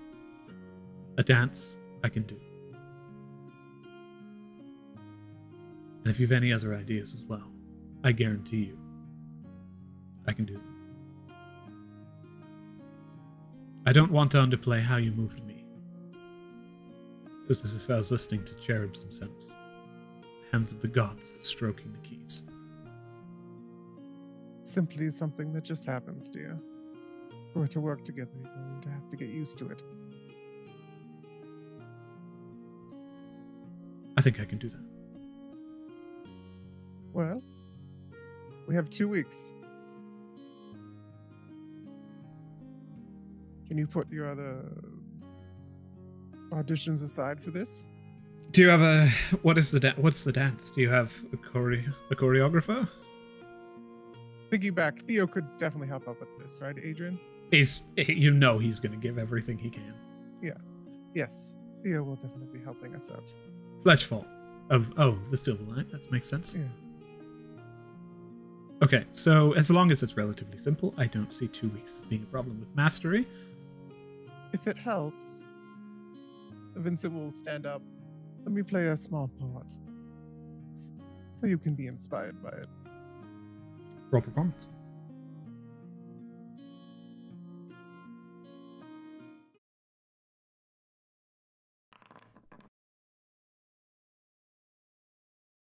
$22. As we begin to play, he sits back and begins to listen. Music begins to lift.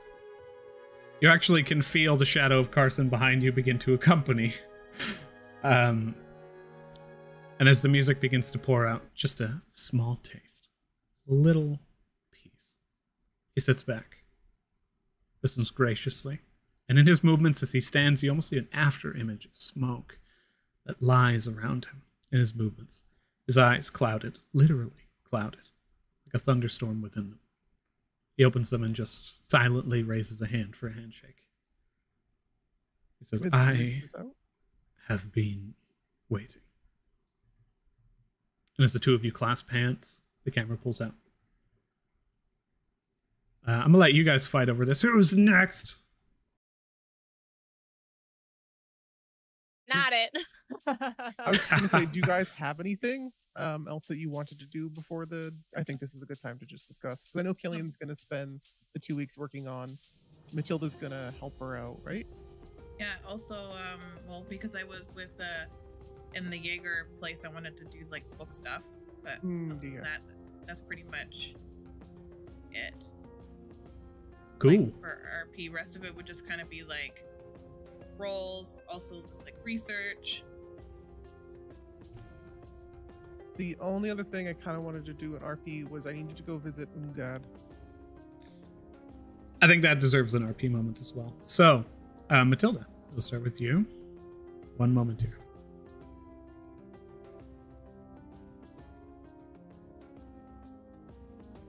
Oh, and I also wanted to spend some time looking at the cipher or whatever that note from What's Her Face is, and if that inspires, if that requires an RP moment, I don't know yet. So that'll be determined by what I figure out.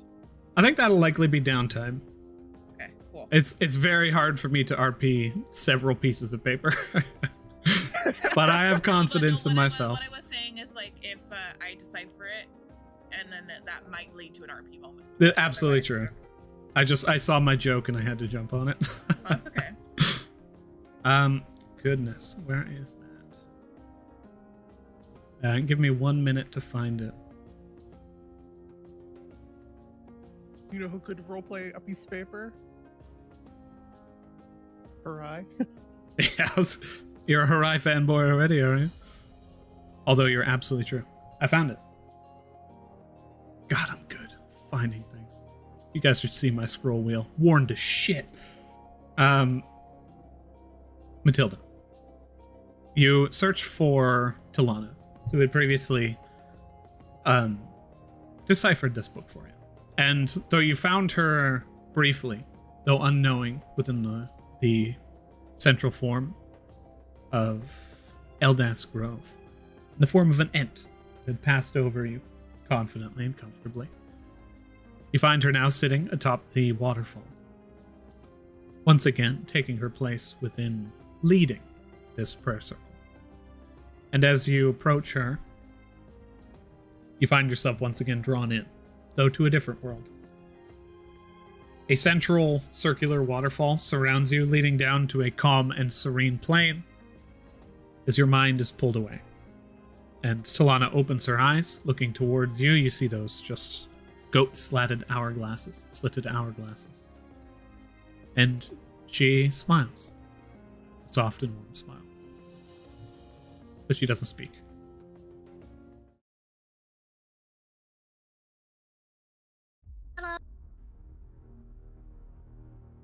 She opens her mouth to speak, and you hear the water underneath her burbling. Hello.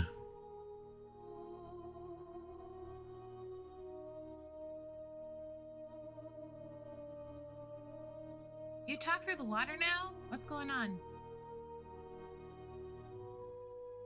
I am one here. This physical body is just something you have carried with you. An idea, a thought. What brings you here? I have more things in my book. Oh. The body begins to stand and moves over towards you. Would love to help you. Perfect. She opens the book and sits down. She reaches down and just like splash, splash, taps the ground beside her. Come sit. You won't get wet. I attempt to sit. Matilda's like, You trust sit. it, but I don't trust it. You most certainly get wet. Talana lied, and you see a mischievous smile. She leans down. Wet.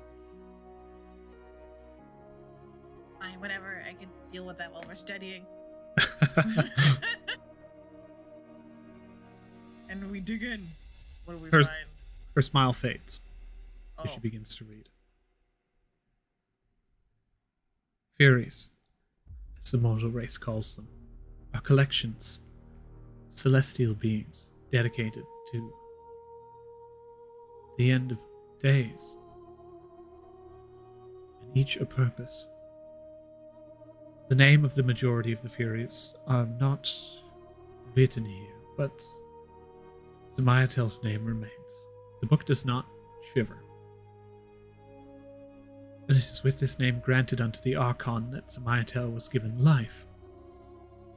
She began life as a lantern and evolved into a trumpet Archon. She ascended Mount Celestia. Goodness. The 5th layer. How do you ascend as like a trumpet? What? Oh, it's a creature. Oh, okay. Heralds. A herald of Okay. the different times of the world. Huh, okay. After a battle with one who had forced their way onto the 4th floor through a manipulation of Bahamut's castle, she was defeated. That creature that came and fought against Zamayatel was an Erinies, a devil, fallen angel of great power, who had deceived the mountain and traversed Mount Celestia to collect the soul of a runaway demon, one who had repented and sought absolution, but had broken the rules. She continues reading, flips the page. The demon, at the hand of the Erinies, corrupted Zamayatel with envy and anger at the strength of this fallen angel. Zamayatel stared for 10 days and 10 nights before descending the mountain, taking to the hells to find the Erinies and challenge them once more. Eventually, there was a large portion here missing, but they joined with the group, and there was 3 of them. She became an Erinies herself. With their accomplishments and their devotion to law, it seems as though they retained their power and merged with the energy of the plane. She became a greater being, and evolved into a law-bound creature that ascribed to a facet of the end of the world. And flips the page, and there's just a single thing written: the rebirth of a new one. Death.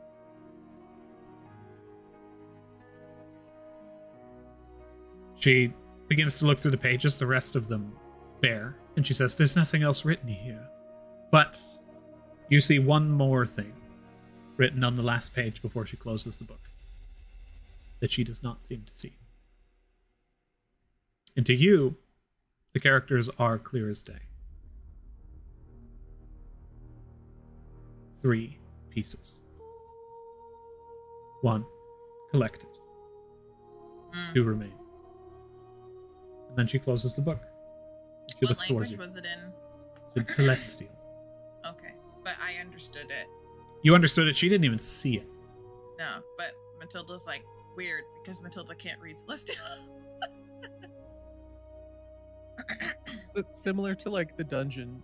We don't know the language, but for some reason the meaning, we still see it as something weird, but the meaning just comes to us. Yeah. This is in a way a part of you, more so than it is words in a book. Can I assume that that wand I got was the piece? You immediately know that it was the skeletal lizard with that had affixed itself to your book. The sparrow's wings that became the spine of your tome. Yeah, the wand was given to you by your Fey patron. Okay. You sacrificed the shard to it. I'm sorry. There's many, many pages, but they still seem blank. If you don't mind, I would not. It would behoove us, I think, for me to bring this up with the lady. Zeldath. I personally don't mind. Fine. I just ask that she does not try to hinder progress. Out. Roll persuasion. Shit. The book just said it was the end of the world and a new one. Don't hinder my progression in taking over the world. No, but like finding out like what is in the book. Like Matilda, my intent was more about the pursuit of knowledge, not so much the pursuit of like the end of the world. But I could see how it could be seen that way. I think intent is everything. Oh man. She nods. She gives you a knowing nod and hands you back the book. I don't mean to leave you so soon. But then the ground begins to go turbulent. It seems as though my mental state has been affected. The waterfalls around begin to move in. She says, we should leave here quickly. Closes her eyes, and as the water begins to get around you to the point where you are beginning to be crushed under the weight, you awaken. Standing beside her on the grove, and then she is missing. Oh.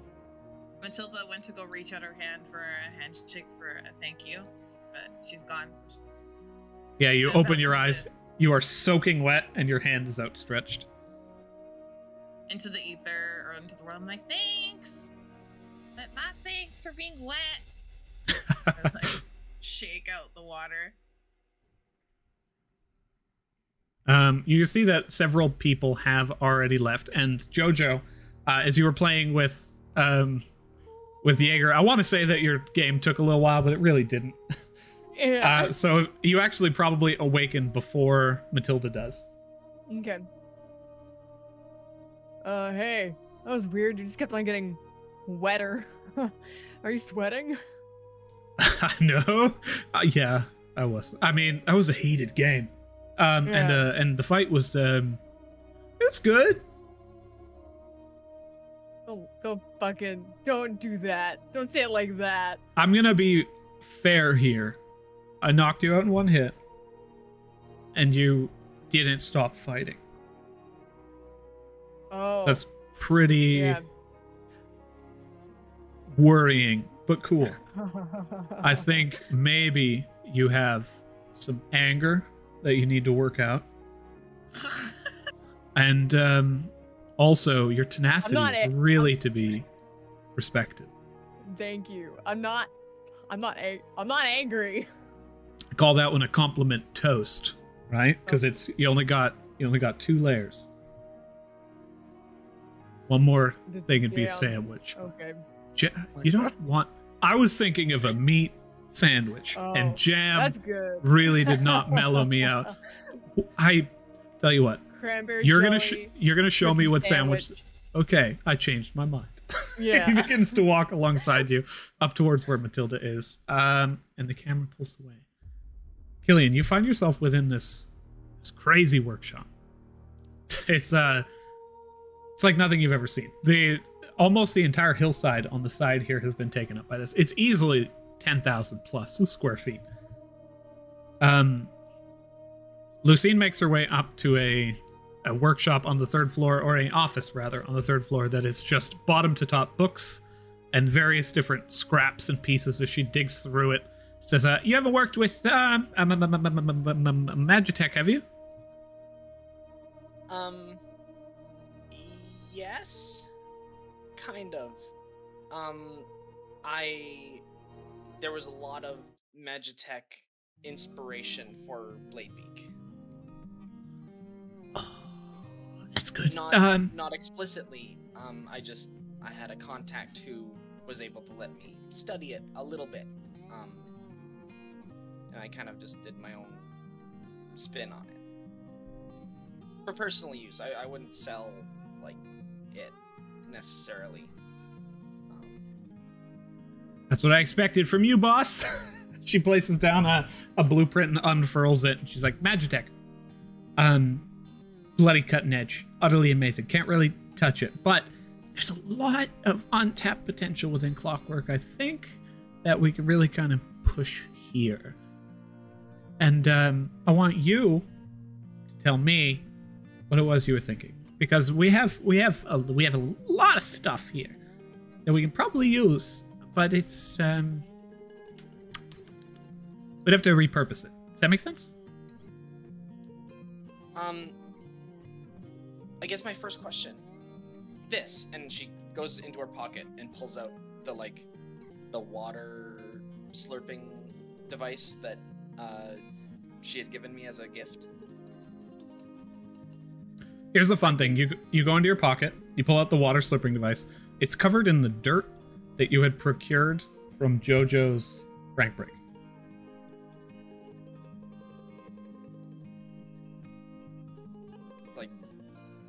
Kind of hit it against the pouch just to get the sand out. Sand's not gonna ruin this, right? No. Okay.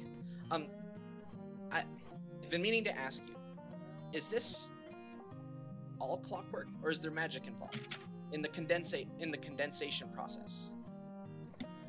I mean, for the most part, I'm trying to bring kind of a spirit to things, and it's harder than I would have expected. There's magic there, but I'd call it a failure of magic in general. Okay. And it's a failure because it didn't do what you wanted it to do, or because it does a thing, but it doesn't do it as well as you want it to do? Oh goodness. She leans in and she places her hands where she thinks the ears would be. And she's like, it's a failure because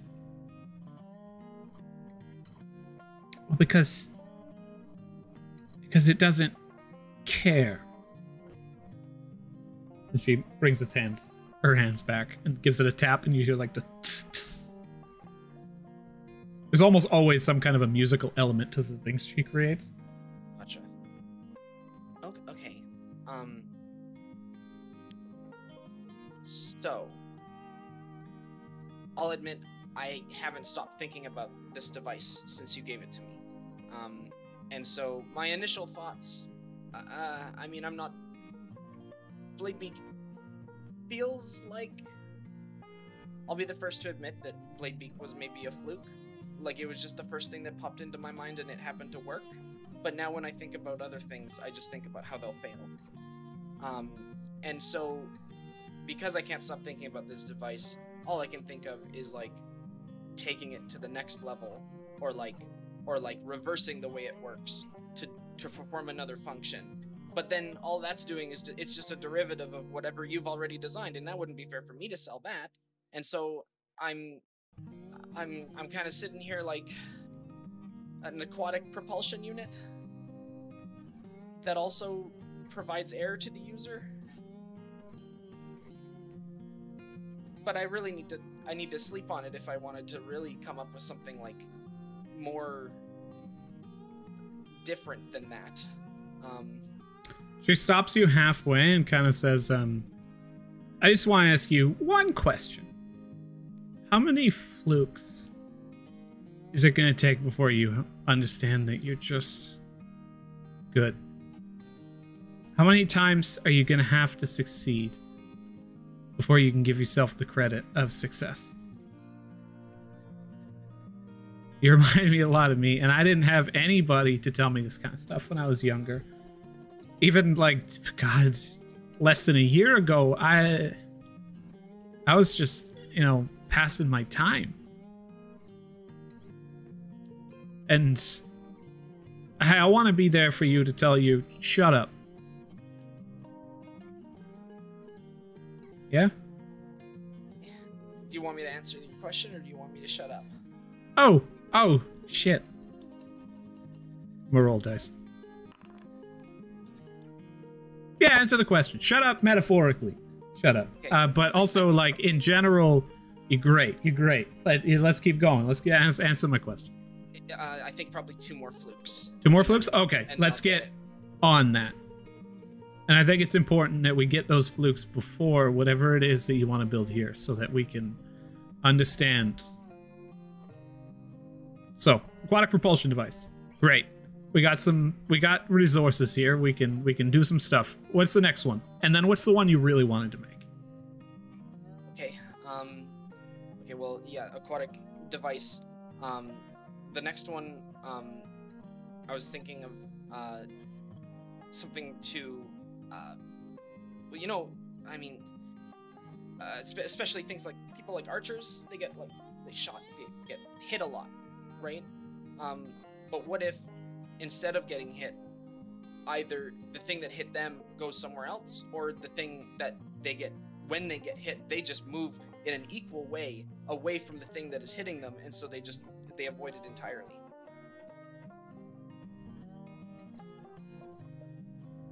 She's sitting there. You can see, like, as she's picturing, she's doing hand gestures and picturing, like, this massive fucking machine that's just like a punch pad that just poof slams you out of the way.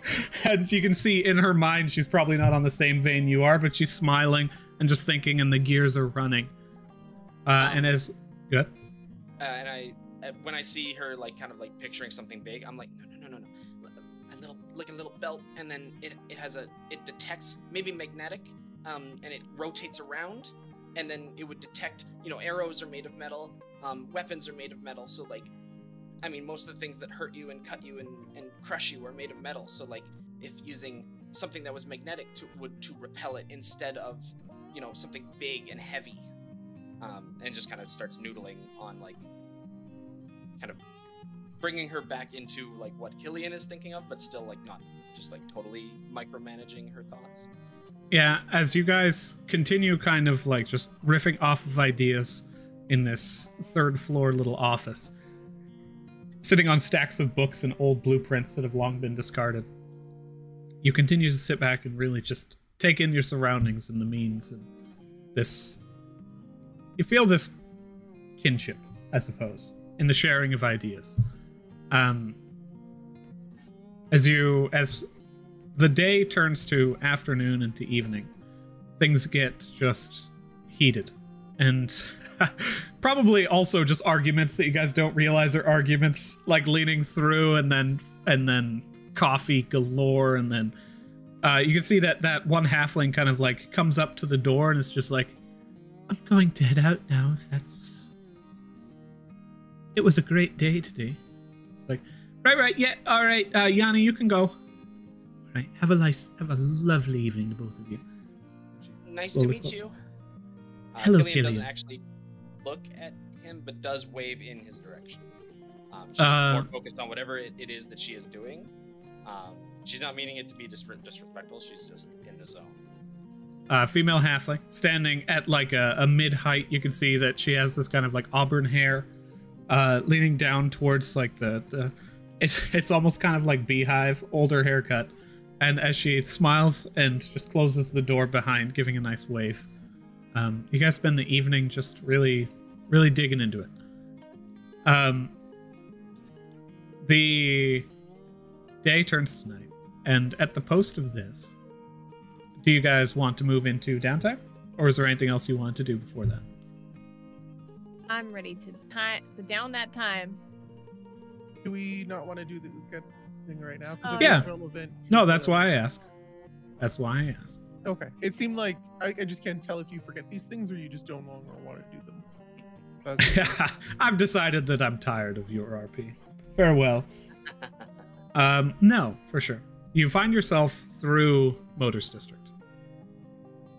With the Isn't it Motor, Merkel? yes. Merkel is Death himself. Motor is a Jotun off in the west of the Emerald Oh, okay. Gates. Sorry, I forgot. Vincent will bring the charm along that he was given before. With it, you find yourself moving through the forest. Go ahead and roll perception for me. It's also nighttime now. I like to think that he set up like a schedule with Harai just before he left, and basically from tomorrow onwards, he's gonna be pretty busy.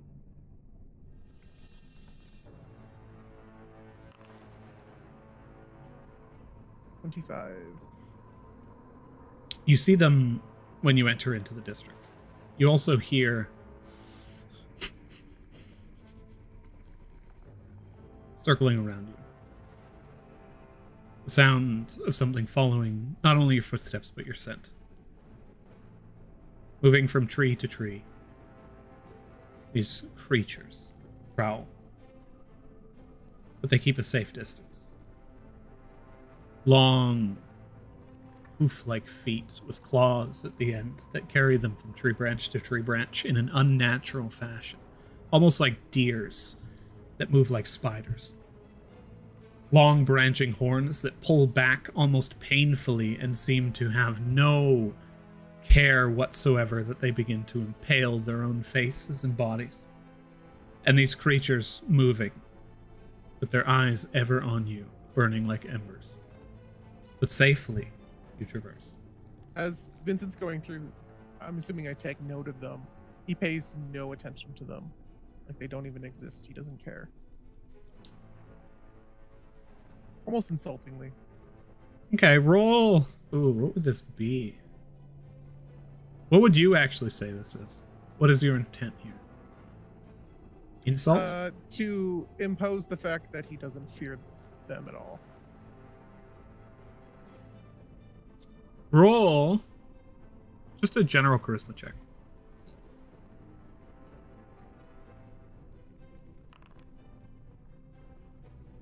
Ugh. They move. One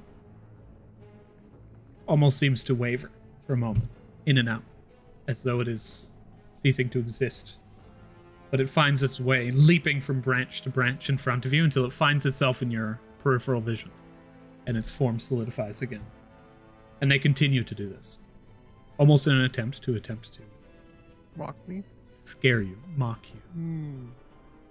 hunt you, keep you at all times aware that they're there, before eventually you reach a small grove, and within it, you hear the sound of strings being carried against stone or steel or metal or something. The hovel of Undgad. Vincent will follow it. Is there like a door, or can he just like walk into the workshop and look around? This is what amounts to a door, but you push it open easily, and Undgad turns around immediately with a start and a massive knife and just stares towards you, and it's just like, Music Man. You've returned so fast, so quickly. sits back down. Play I'd say this. it's Takes out a super drum. Yeah, but how have you been out here? Making more. What is it that brings you to my Adobe? I think you mean domain, but it's okay. He stops and just stares down, thinking. He'll take the lute weird instrument thing off his back, and this had some fun learning how to master it, but I've grown bored. I want something different, and maybe a little bit more elegant. What board? What is? I know how to use it. There's nothing more it can give me.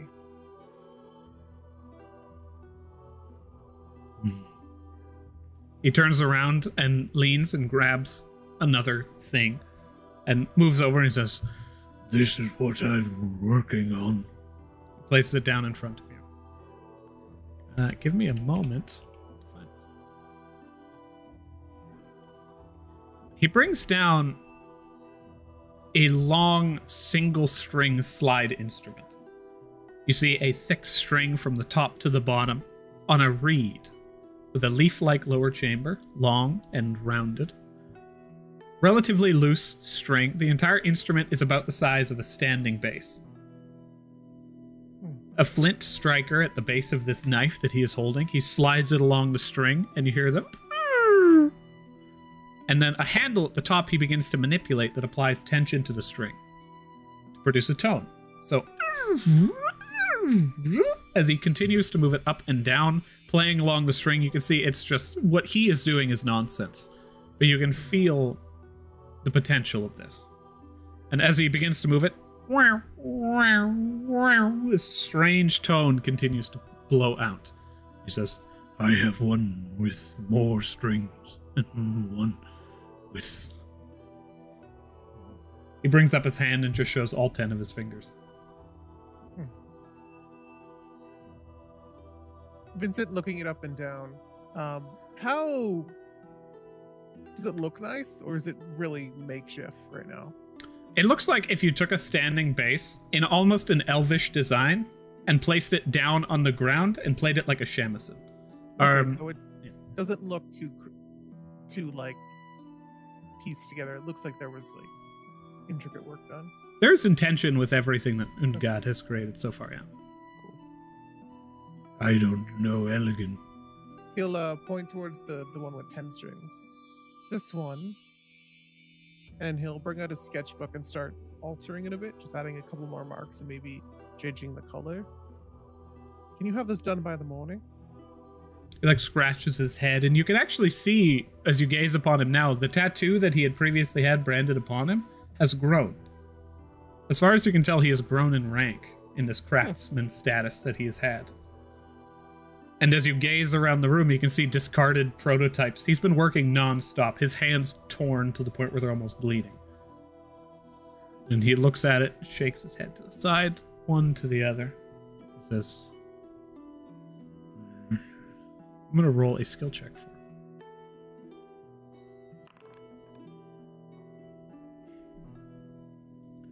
Tomorrow, no. But soon, yes. How soon? 3 tomorrow. 3 days. Well, that'll have to do. I'll come back then. Days. He stares down towards it and places the drum, like kicks it closer and says, play. I guess I'll see how this sounds. And he'll go over to the 10-string one. Based off of the movement that he was doing before, he'll like test a couple things and try and tune things more in rhythm, and then start trying to play a part of the ballad he wanted to, or this more of a symphony he's thinking of, seeing where this could fit in. There is no chance of failure in impressing Ungad in this instance. As you play, he is mesmerized, and he sits staring down at the drawing you've shown him, obviously upside down. He flips it from every angle and begins to stare at it, even from like glancing angles. And eventually, as you sidle yourself back, he looks towards you and just kind of stares at you in silence as you begin to leave. Do you have any more ideas for newer instruments? Something to build off? Yes. That's In it. the future, when you finish one up, can you send it to me? I don't leave. I don't leave. It's fine.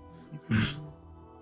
He'll point towards where he knows, like, a courier area is. He could do it through there if he wanted. No. You come. You play. This is difficult. I'm quite the busy man. Let's see. Why do you live? Is there any way we can get you more into the city? Roll an intimidation contest.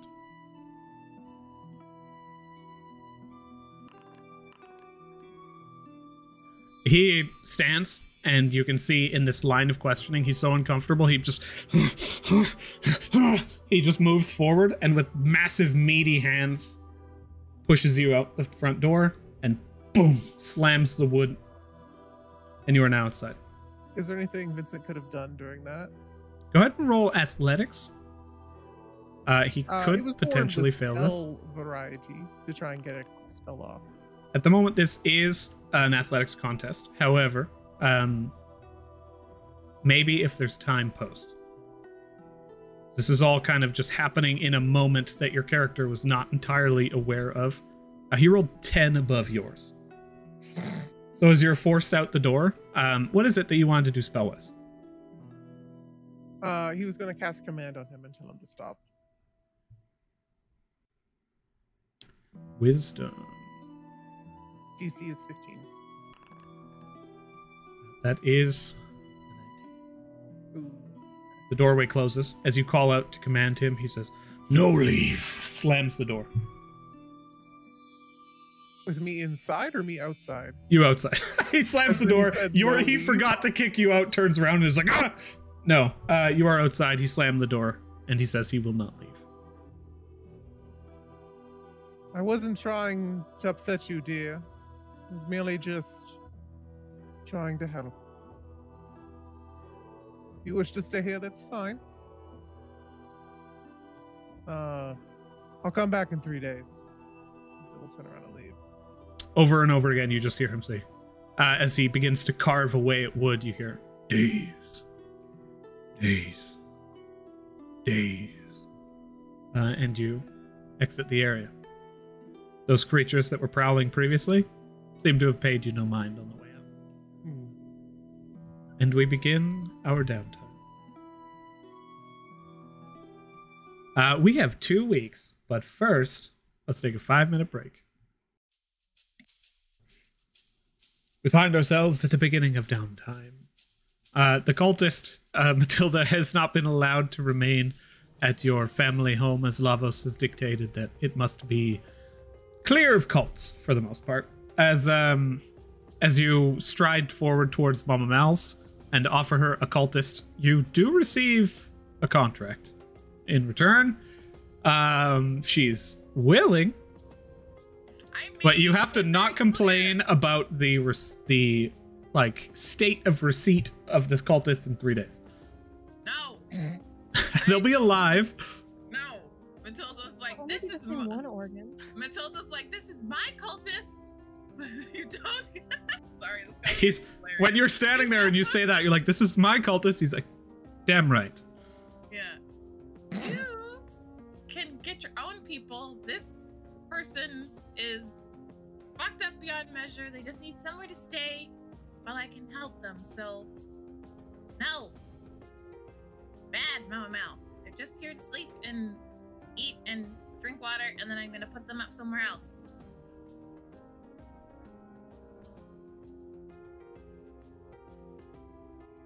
Potions. I get to test potions. Deal? One potion. She nods and smiles. Roll investigation. Oh, no.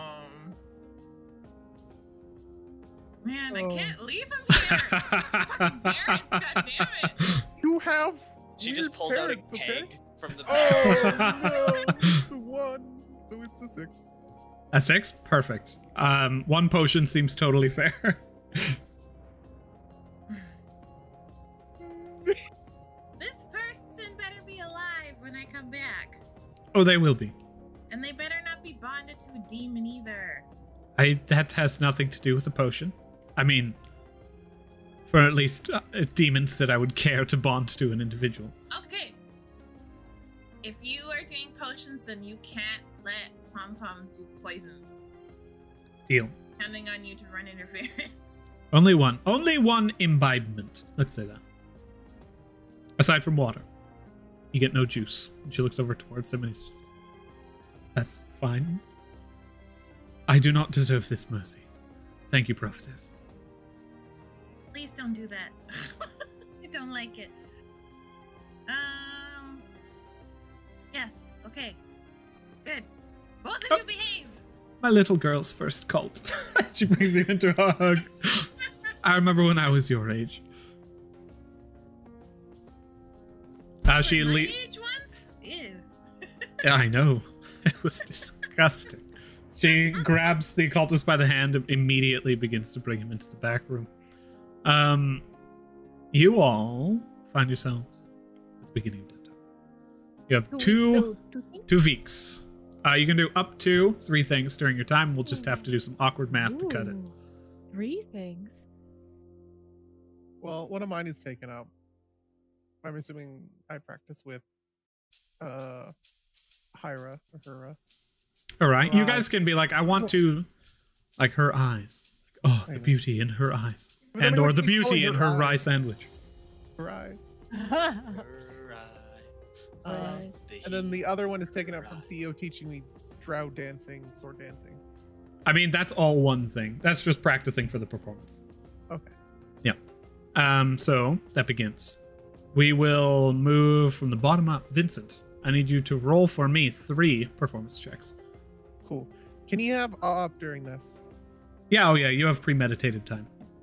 I have a question. Do we all have to like do this too because we're in the performance as well, or no? You are not in the performance. You guys wouldn't be in the Okay, performance. You would be, I believe, just creating some fun invention. It like unless you guys wanted to be, but you need to convince both Vincent and Hyra that you would be able to add to it with a proficiency or something that you can give to it. Because like he's not, it's not like a school rehearsal where it's like everyone's in, guys. This is big, I can be a big tree. Broadway show style type stuff. Cirque du Soleil, you could injure yourself up on stage. There's lots of liabilities. Yeah. Lots of paperwork. Yeah. It is. This is the big times. That's what I like to think of it as. Anyways, 3 performance checks. Yes, I'm also sorry to say that none of you would make the audition. Your performance skill is not proficient. Well, Matilda could get a nat. Like she has decent charisma. She did that. I will with, say this: dance the that one time. the ability that's oh yeah, she can steal from those who are proficient in performance. That's true. But if someone who is not proficient in performance were to roll a natural 20, that is the absolute best someone who is not trained in the skill would be able to do. That does not mean that it potentially lines up. You could succeed the skill check, that is certain, but it would not be someone who is trained for their entire lives in the art of theater. But go ahead and roll those performance checks, Vincent. Okay. First one.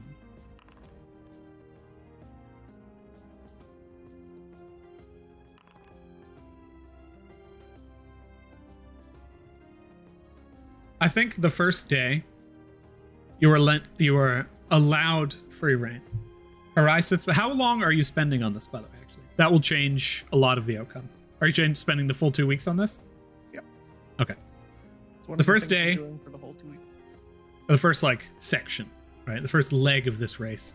Theo keeps you in the dark and lets you know, oh yeah, some high-profile clients are coming, and you're confident, you're comfortable. You give it your all. You really dig into Harai, he's having difficulty keeping up with the longevity of it all.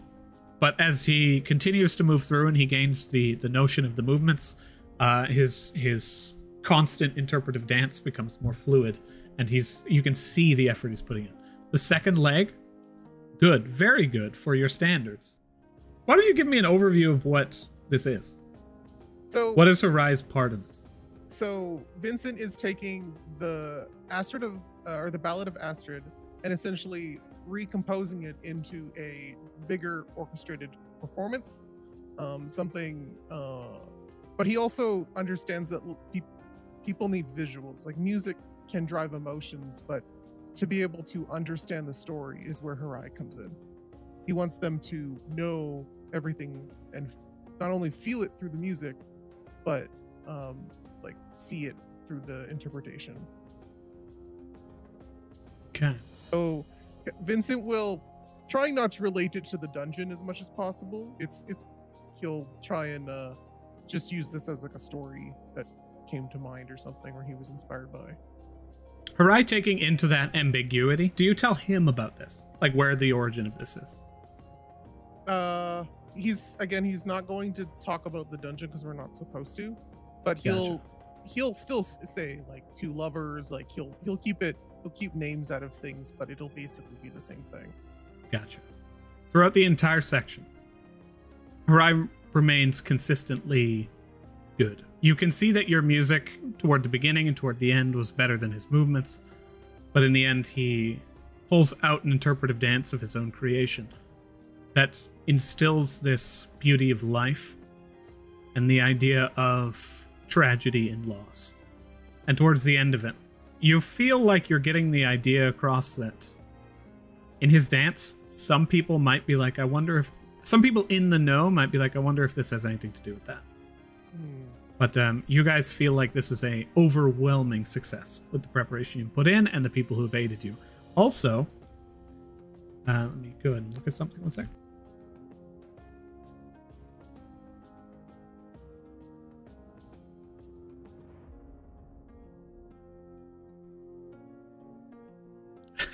You feel also slightly boosted from your ability in this performance, and you add a 4 to all of your checks. So the 31 becomes a 35, the 18 becomes a 22, the 24 becomes a 28. Cool. You're not entirely Also certain a where this is bard? coming from, but Is he also a bard? looking Right, at never looking seen at his shirtless, tattoo, and I see his tattoo. as far as you can tell, he's first rank. He has a black tattoo, but aside from that, you cannot Black tell what it tattoo. is. Interesting. Indeed. And at the end of this, you feel quite prepared. That is your downtime, and in the 14 days, you have gained 79 gold pieces and 5 silver, 5 copper.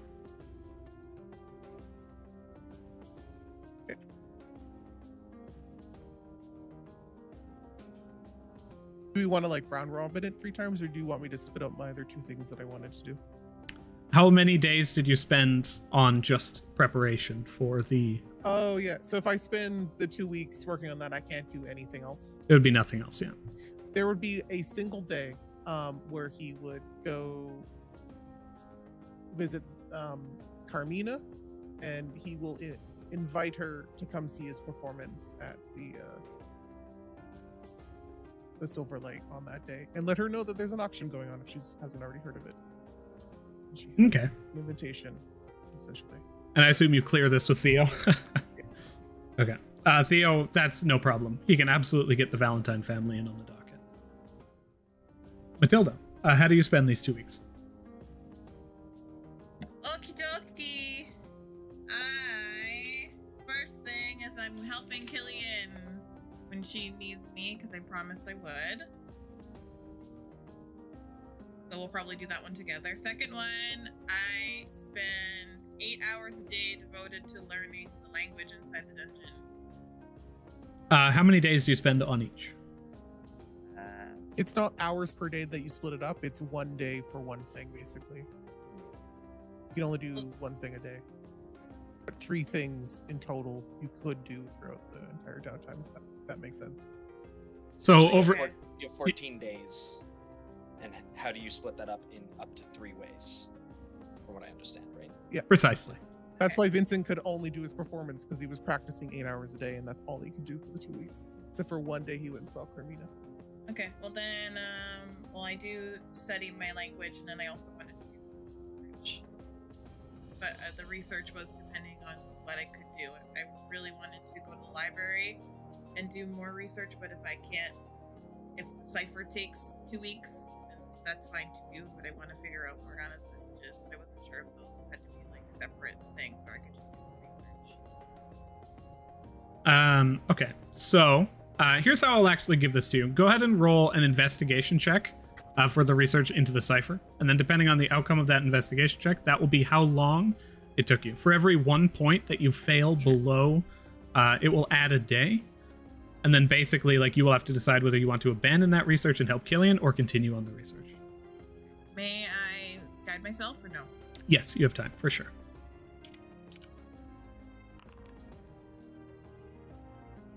30-20. 30-20. Takes you about 3 days to decipher this message, upon which I will actually just kind of like gloss forward for a moment and then say that for the most part, the cipher is actually just cheeky nonsense. The response from Morgan is like, what the ever-loving fuck do you expect from me? It has been like 2 weeks. Why are you leaving me messages asking for progress reports? I've accomplished nothing. Not a goddamn thing. Is that what you wanted to hear? All in this cipher. However, you have now uncovered Morgan's cipher. She has left you with this kind of series of clues that you can talk to each other in secret permanently, Okay. utilizing this Okay. method. Right. And then she says, "I'm currently out of city at the time of writing this. I will be out of city. However, I will That's be all I back. I will be back within a few days."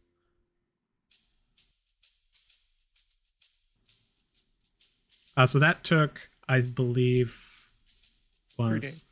3 days. Thank you. You have 11 days remaining to spend with Killian. Okay, so Killian and Matilda, the both of you.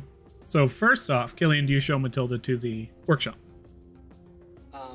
I would probably ask Lucille if that's okay. If another member of my family partakes at some point in the project.